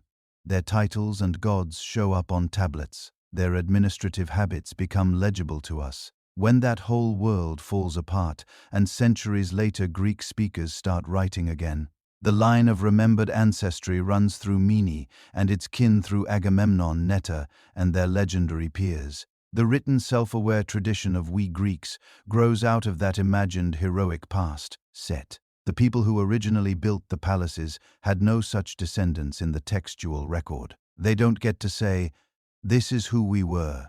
This is what we believed. This is how we saw ourselves." Their script remains undeciphered. Their bureaucratic language is locked away in signs we can copy but not read. So when later writers look back, they don't see Minoans. That term is a modern invention coined by Arthur Evans in the 20th century. Inspired by the Minos myth, the ancients themselves saw people of Crete, Cretans, followers of Minos, but always filtered through their own horizon. Meanwhile, the most detailed sources we have for the late Bronze Age iron come from the side that wrote Greek, the Mycenaeans, the Hittites, the Egyptians. They mention places that might be CIT, might be Iron Islands, but always as trade partners, enemies, occasional line items in royal inscriptions. In that paper trail, identity gets flattened into an entry in someone else's ledger. You can see the effect in the way classical authors talk about pre-Greek peoples more generally. They lump them together as plaslikas, shadowy, vaguely defined groups that occupy the land before the Hellenes arrive. They are indigenous, mysterious, often associated with strange rites and old sanctuaries. But their individual histories, languages, and political experiments are blurred into a common haze set. To a 5th century Athenian, the Bronze Age is already mythical deep time. The distinctions between a Minoan palace at Knossos and a Mycenaean citadel on the mainland are not what matters. What matters is how those distant half-remembered worlds can be deployed in present arguments about law, citizenship, warfare, or piety. So Crete becomes a cautionary tale or a source of exotic stories or a prestige anchor. Our customs go back to Minos. Each retelling nudges the memory further away from whatever lived reality once existed, and the material those memories might have been checked against the original Cretan archives stays mute. This is the other part of how a civilization gets erased. The medium mono in writing mostly survives on clay because of accidents. These were not formal. We will last forever. Inscriptions carved into stone. They were administrative jottings impressed into wet tablets, meant to be temporary. When buildings burned, the fire baked the clay hard, turning trash into archaeology. If they used ink on papyrus or leather for anything more permanent, treaties, hymn collections, king lists, those have vanished in the dampened heat of the Ain. Wood, cloth, wax tablets, painted wall texts, all gone. What we're left with is a civilization where the surfaces that usually talk to us, texts, explicit self-ascriptions, are almost entirely missing. Said an entire world of contracts, rituals, myths, and debates could have been carried on in media that archaeology almost never finds. So from our perspective, the Minoans are loud in stone and clay, but quiet in words. We see their architecture, their drainage systems, their fresco of acrobats and goddesses and strange hybrid creatures. We see their seals, their ivory carvings, their jewelry. We can map their trade routes through the distribution of their pottery. But when we ask them directly, they say they don't know. What did you call yourselves? What stories did you tell about your gods? What did you think about the sea, about power, about death? They answer in an untraceable script. That silence creates a vacuum, and in history vacuums rarely stay empty. Later cultures fill them with their own narratives. The Athenians tell the story of Theseus and the Minotaur. Roman writers like to imagine Minos as a sort of judge of the dead, sliding him into their own evolving afterlife mythology. Modern Europeans in the 19th and early 20th centuries, steeped in romantic ideas about the origins of Europe, project their anxieties and hopes onto the stunning finds at Knossos. Each layer adds an interpretation. Each interpretation risks pushing the original further out of focus. This is where archaeology becomes more than just treasure hunting. It becomes a way to argue back against the louder storytellers said. Archaeologists can compare plantation-like Minoan estates with the more open Cretan palace landscapes and say, hold on, maybe power worked differently here. They can point out the lack of fortification walls in most man-owned sites and ask whether all that later talk of Minos the tyrant reflects reality or mainland fears. They can show how Cretan motifs show up in mainland graves. Her weights and measures influence Mycenaean administration. Her Cretan goddess imagery seems to bleed into later depictions of Olympian deities. In other words, they can reconstruct the fingerprints of a culture that the texts mostly ignore or caricature. But archaeology isn't neutral either. The first big excavations at Knossos were happening in an era obsessed with finding the cradle of European civilization. Evans himself framed the Minoans as a kind of peaceful, artistic, almost utopian precursor to later Greek rationality. In contrast to the warlike Minoans, that reading said as much about Edwardian anxieties over empire and industrial warfare as it did about Bronze Age CRE. Now, newer generations of scholars are more cautious. They see the weapons caches, the evidence for hierarchy, the signs of control and coercion in the palatial system. The pendulum swings back. Maybe the Minoans weren't a peaceful matriarchy. Maybe they were just as political and complicated as anyone else said. So, even as archaeology gives the Minoans a voice, it does so in accents shaped by our own time. The reality is what we call erasure is rarely a single moment when one people vanish and another appears. It's a process on Crete. You can watch that process unfold layer by layer. First, Minoan palaces rise and knit the island into a working system. Then disasters and power struggles hit. Minoan-style elites entangle themselves with centers, altering how wealth and authority are expressed. The island gradually adopts mainland fashions, scripts, and maybe even gods without losing every thread of its older heritage. Then the whole late Bronze Age palace world disintegrates. For centuries, writing disappears.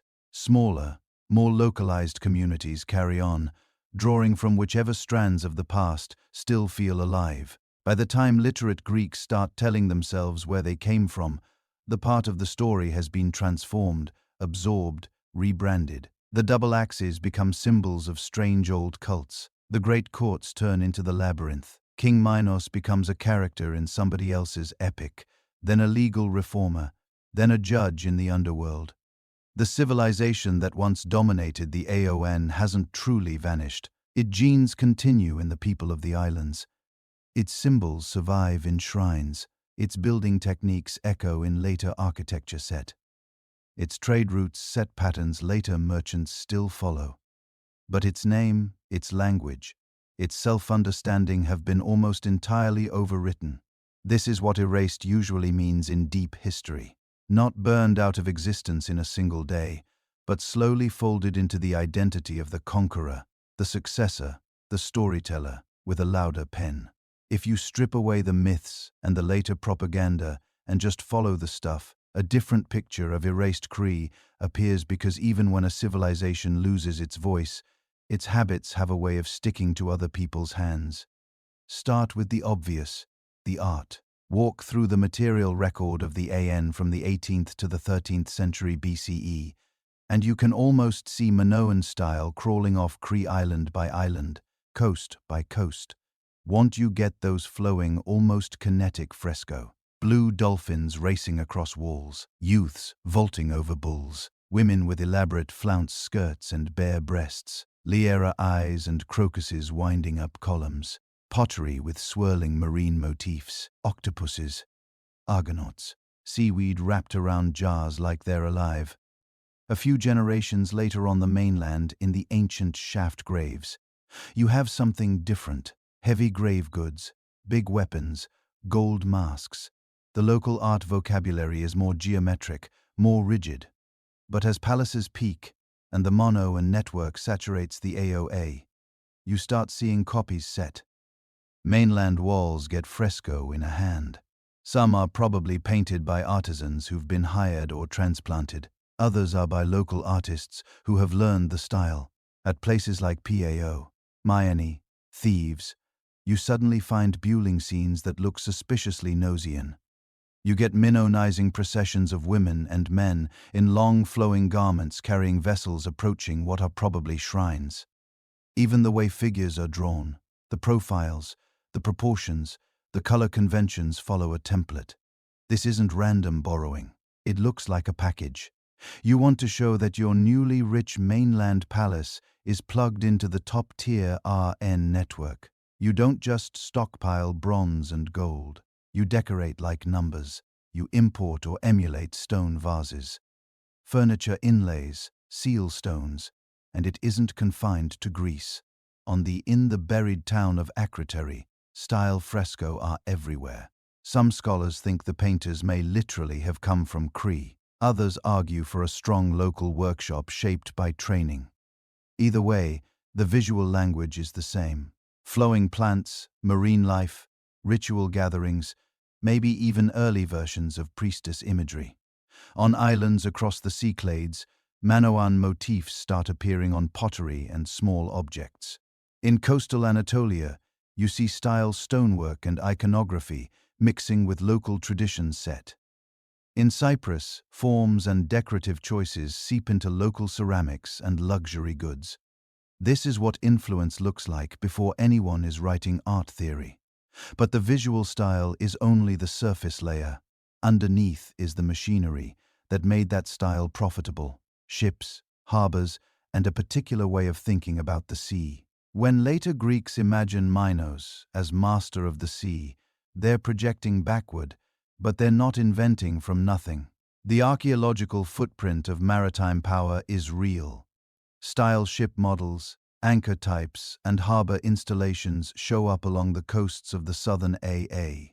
Wrecks carry goods packed in recognizable mono in jars. Harbor towns in the Cyclades and along the Anatolian coast start adopting similar layouts, quays, storage areas, shrine spaces overlooking anchorages. There's a strong case that Cretans or people trained in ways helped standardize what a Bronze Age port looked like and how it functioned. That includes how you move cargo and how you record it. Those undeciphered linear tablets from Sit are frustrating as texts, but as objects, they're very clear about something. There was an established way to count things, track offerings, measure volume and weight, and distribute goods. The symbols for fractions, the layout of accounts, the repeated pairing of certain signs with certain containers set, all of that shows a mature administrative system set. Then on the mainland, when the Mycenaeans finally start writing Greek in Linear B, what do? They adopt not just the script, but the whole logic of record-keeping, the same basic tablet shapes, the same practice of grouping entries by location or commodity, very similar systems of weights and measures, even some of the ideograms, little pictograms for man, woman, tripod, cloth, oil, carryover. Here of all places you can see a fairly direct line of cultural inheritance. You don't develop a complex administrative notation from scratch overnight. You borrow one that already works. And once you have that borrowed system in place, it starts setting expectations. If you're an elite in Pios or Thieves, Your scribes are managing flocks, grain, oil, textiles in a way that looks a lot like what their predecessors and counterparts did in numbers. That shapes how you think about property, labor, taxation, and ritual offerings. Even if the language on the tablets has shifted from whatever the Cretans spoke to me in Greek, the underlying habits of tracking and controlling resources are part of the mono in legacy. The influence goes beyond bookkeeping. Look at early Greek religion. This is one of those heavily debated zones where scholars argue about everything, but there are some suggestive overlaps. Set. The Minoan world is saturated with images of powerful female figures in elaborate dress, flanked by animals holding snakes standing on mountaintops between lions. Shrines are often on peaks or in caves. Sacred symbols include double axes, horns of consecration, trees, pillars. Centuries later in Greek religion, you get Artemis as mistress of animals, posh Theron. You get Hera on hilltop sanctuaries. Athena with her goats and snakes, deer in caves and hidden places. You get mountain peaks and caves as persistent sacred sites, some of them continuously used from the Bronze Age onward. You find Greek cult titles like Potna, mistress, that show up in Linear B tablets, probably borrowed from an older Aeon religious vocabulary. You see double axes and horn-like symbols in later Greek sanctuaries. Not everywhere, not always, but enough to make people ask questions. Is Athena's snake or Zeus's identity as a Cretan-raised god in some myths a direct survival from Minoan worship or a mainland religion that absorbed and repurposed island symbols? We can't say with certainty. There's no bilingual "this is the same goddess" inscription. But the continuity of sites, symbols, and certain ritual gestures like processions, libation tables, and bench sanctuaries strongly suggest that early Greek religion didn't spring from nowhere. Said it grew in soil that had already been cultivated by people in the mono, in orbit. The same is true of elite display. A Mayan ruler who fills his grave with gold cups adorned with sea creatures and spirals is sending a message. I'm tied into the sea network. I can command the luxuries that once flowed through Crete. Wearing Cretan-style jewelry or using imported Minoan stone vases at feasts turn someone's body and table into a billboard of connectivity. Over time, those choices harden into norms. Certain shapes of cups, certain decorative bands on jars, certain colors of wall painting become what proper high-status architecture and dining look like in the Aeon. When later Greeks build their own temples and public spaces, they create a sense of community and shared identity. Some of those inherited sensibilities echo in choices about column spacing, light wells, painted decoration. It's not that a 5th century architect is consciously copying numbers, is that the whole region's idea of what a prestigious built environment looks like been shaped by centuries of Minoan and Minoan-descended models. And this is where it helps to be precise about what we mean by Europe. In Bronze Age terms, Europe isn't a political or cultural bloc. It's a geography. What the Mens really touch directly is the Aeon Basin and the coasts plugged into it at southern Greece, the Chelades, western Anatolia, Cyprus, parts of the eastern Mediterranean, where their ships regularly show up further afield in Italy, in the central Mediterranean up the Adriatic. Their goods travel, their motifs appear, but usually as part of a mixed cargo of influences. So when we talk about a civilization shaping Europe, we're mostly talking about how it set patterns in this maritime zone that later European societies would inherit indirectly, via the Greeks, and then via the Romans, and then via all the cultures that saw themselves as heirs of that classical world. Some of those connections are pretty solid.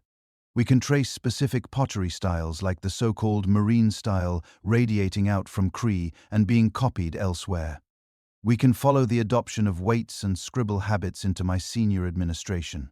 We can map where Cretan-type sanctuaries appear far from the island. Other links are more speculative. Did Amano in sense of the sea as a unifying space, a field to be managed and patrolled influence later Greek ideas of theocracy, sea empire? Maybe. Did Crete and goddess imagery feed directly into the iconography of Aphrodite or Hera or Athena? Possibly. But the chain is long and full of reinterpretation. Archaeologists and historians spend a lot of time arguing about where to draw that line between direct inheritance and looser diffusion. Sometimes what looks like a Minoan survival might just be different societies facing similar problems, such as how to build on unstable ground, or how to symbolize authority and independently arriving at similar solutions. What's clear, though, is that Crete was one of the first places in this part of the world to put a full package together. Palatial centers, standardized administration, wide-reaching maritime trade, a distinctive art style, and a regional religious vocabulary. Once that package existed, it didn't stay home. It bled into the practices of neighbors, rivals, successors. It helped define what power looked like around the A, and even after the palaces fell, after linear A and B went silent, pieces of that package kept circulating. They show up in shrines reused for 1,000 years, in myths that relocate gods, but keep their mountain and cave settings, in the shapes of cups and the roots of merchants, in the very idea that a sea could be an empire's road instead of its wall. Names vanish, languages die, scripts become puzzles in museum cases, but the habits they carried of counting, building, decorating, worshipping, sailing can persist long enough that no one remembers where they started. That is what Minoan influence looks like from our end of time, said not a quoted source we can footnote, but fingerprints on everything nearby, smudged and partial, still visible long after the hand that left them has disappeared. For all of that, for all the fingerprints and echoes, there's a hard truth we keep circling back to with the Minoans. There are some things we simply still don't know, not because no one has tried to find out, because the key pieces are missing or buried or written in a language that sits right in front of us and still refuses to talk. Start with the biggest blank, their words. We do not know what the Minoans called themselves. We do not know what they called their island, their gods, their rulers, their enemies, their neighbors. We have their script linear A on hundreds of clay tablets and seals and ritual objects. We can read the signs in the sense that we can copy them, classify them, see which ones tend to go together. We can guess that this sign probably means wine or oil or figs because it appears next to pictures of jars or certain types of offerings. We can see fractions and totals and something that looks a lot like bookkeeping, but we don't know the language behind the signs. Linear B, the later script used by the Mycenaeans, turned out to be an early form of Greek. Once that breakthrough happened in the 1950s, people hoped Linear A would fall in line. Maybe an older Greek dialect, maybe something related. So far, it hasn't. Every serious attempt to match Linear A to known languages, Greek, Luwian, Semitic, something from Anatolia, something from the Near East, runs into walls. Some signs behave like syllables, some like logs. The distribution of vowels doesn't look quite right for anything we know.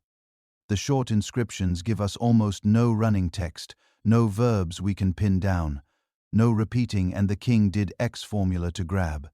It's like having hundreds of grocery receipts from a vanished culture when what you really want is just one letter, one ritual chant, one treaty, until that language is identified or until some miracle bilingual turns up. A Cretan version of the Rosetta Stone, we are guessing at a fundamental layer of Minoan reality.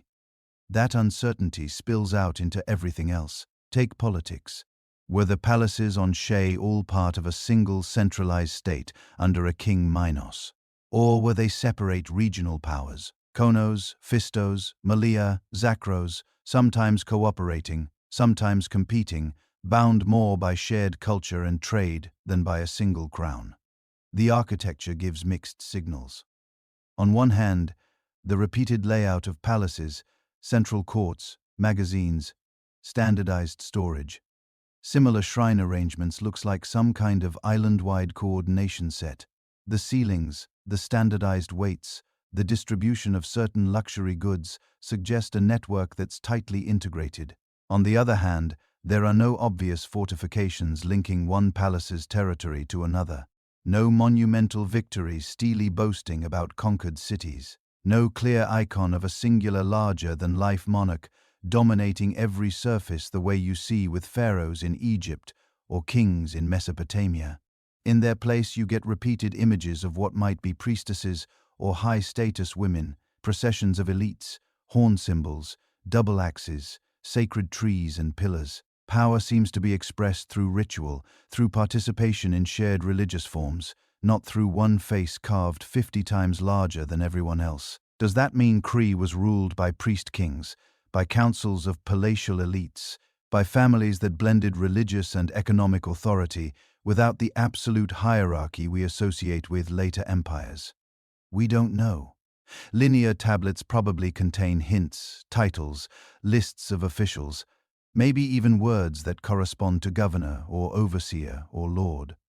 But without understanding the language, we're stuck at the level of patterns and guesswork. We can see that someone was in charge of redistributing grain, oil, textiles. We can tell that some sanctuaries were under palace oversight. We can track offerings that look like taxes or tribute. We just can't hear how the people doing that work thought of themselves. Then there's the collapse. We've talked about the shifting balance of power between Crete and the Minoan mainland. We've walked through the fires, the destructions, the Minoan takeover of Knossos. But the precise sequence, the exact way that this web of palaces and ports and rituals unraveled, is still being stitched together in real time. New excavations keep adding pieces. In some sites, careful stratigraphy shows earthquake damage without fire, then rebuilding, then later burning. In others, you get multiple destruction layers close together, suggesting a century or two of repeated shocks rather than a single apocalypse. Seismologists map the active faults under the A and try to match them to the patterns of collapsed walls and twisted floors. Terra specialists analyze volcanic ash in thin soil layers, tying it to specific eruptions, not just but a whole sequence of smaller events that might have messed with climate and agriculture. Isotope studies take teeth and bones from burial sites and ask different questions. Where did these people grow up? What did they eat? Do the diets change between one generation and the next? Do you suddenly see more mainland-style diets showing up on cyst at the same time Mayan material appears? Sometimes the answer is yes, said. Sometimes it's messier. Ancient DNA, where it survives, adds another dimension, but with big caveats. The warm, wet Mediterranean climate is not kind to genetic material. We have only a small set of mono and genomes, and they don't tell a movie-ready story of simple replacement. What they suggest instead is continuity with earlier ion populations, plus some mixture over time from people coming in from the east and perhaps the mainland. Mayan and Minoans look genetically close, not identical but related branches of a shared regional tree. So when Knossos takes on Mayan features, after about 1450 BCE Greek language in Linear B different burial customs, new pottery shapes, it might not reflect a massive incoming population so much as a shift in who holds power and what styles that power chooses to wear, which leads to the collapse hypothesis. If you line up all the data we have, several possible stories emerge. None are mutually exclusive. They probably braided together. One interpretation is environmental strain, multiple earthquakes, the eruptions, fallout, possible short-term climate disruptions, maybe shifts in rainfall or harvest reliability. An island economy built on high-volume trade and intensive agriculture might have been vulnerable to just a few bad years in a row. Food insecurity undercuts elite legitimacy fast. Another is geopolitical squeeze set. As Minoan palaces mature on the mainland, they may have started capturing more of the trade routes and raw materials that had once fed Cretan centers. If key partners in Anatolia, Cyprus, or the Levant began dealing more directly with Mycenaean palaces might have found their profit margins narrowing. Add in raids, piracy, and shifting alliances, and suddenly master of the sea is more aspiration than reality. A third interpretation is internal fragmentation. Palatial systems that centralize storage and redistribution are great when everything flows smoothly. They are brittle when local elites feel shut out or when regional centers start competing for the same limited prestige goods. Some of the fire layers in palaces might reflect local rebellions, factional infighting or coups that got out of hand, not just foreign invasion. And finally, their simple cultural takeover. You don't always need massive violence to erase a way of life from the record. A century or two of minion rule at Knossos, using Greek and administration, burying elites in mainland styles, reshaping cult sites to fit their own pantheon, could slowly drown out Minoan-specific practices.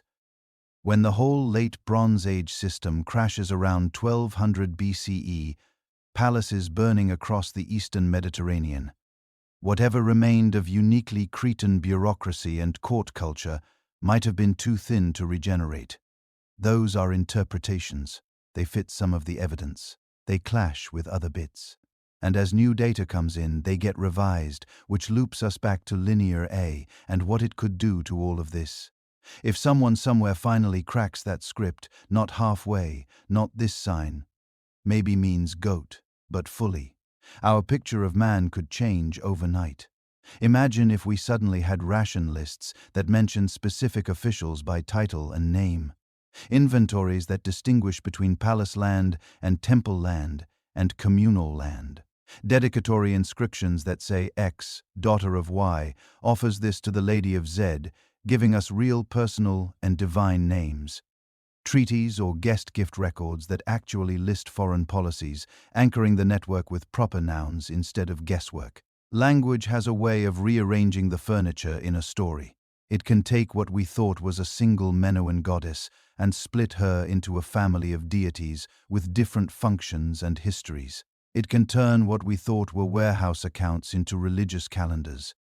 It can show us whether Minos was a title, a dynasty, or a later Greek projection onto a palette of Cretan rulers who had entirely different names. Until that happens, we live in a weird emotional space with the Minoans.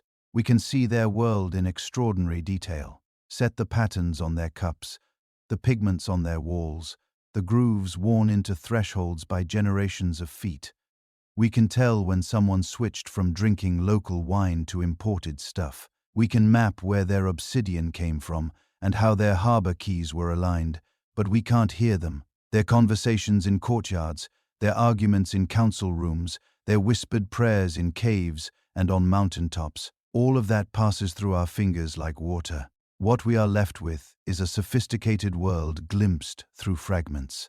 A civilization that clearly mattered enormously to its neighbors, that helped set the terms of power and piety around the Aegean, and yet speaks to us mostly through styles other people borrowed and stories other people told, which raises an uncomfortable thought. How many other societies were there before Greece, before Rome, before the great empires of the Near East, that shaped the lives around them and then vanished so completely we do not even have their broken scripts? The Minoans stand out partly because they left palaces big enough to survive, art vivid enough to fascinate modern eyes, and just enough writing to mock us.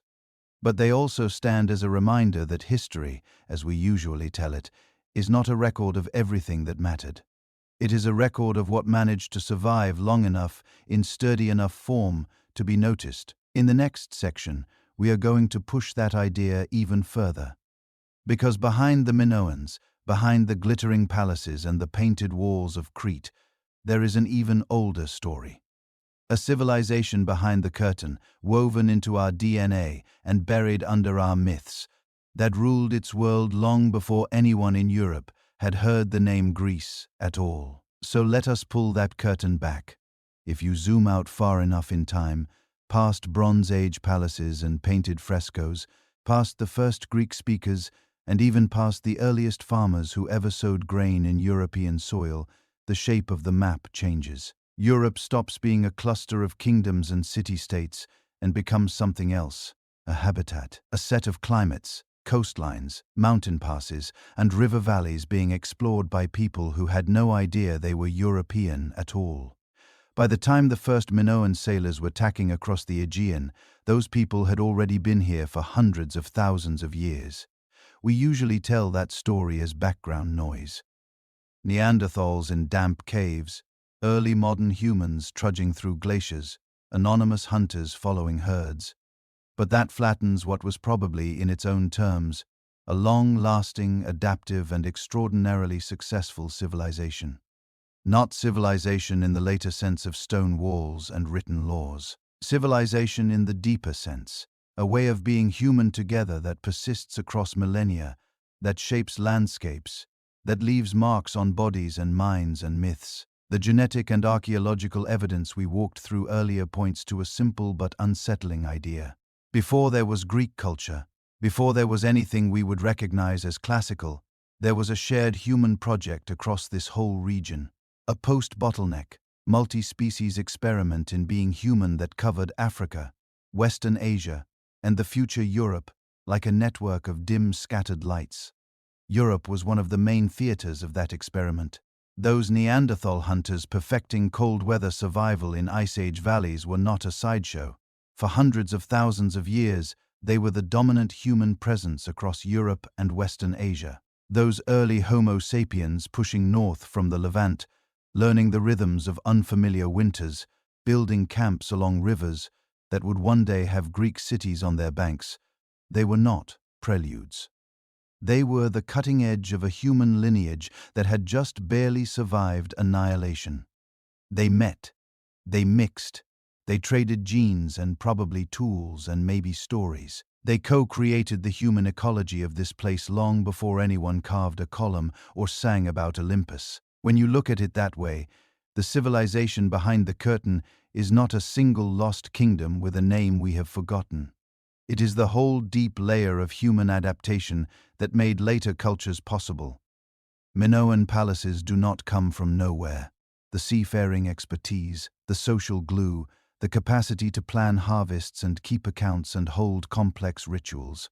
Those are not inventions of a single brilliant generation on Crete. They are the latest refinement of skills that had been evolving since tiny bands of desperate bottleneck survivors first figured out how to share information well enough not to die. The same is true for Greece. When Greek myths talk about older races of humans, the age of heroes, the age of bronze, people who lived closer to the gods and then vanished, they may be doing what stories often do, compressing a long, complicated prehistory into a few vivid images. Behind those images, we can glimpse shadows of real things, memories of a landscape already full of sacred caves and mountaintops when the first Greek speakers arrived. Buried recall of powerful islands in the sea long before Athens versus Sparta meant anything.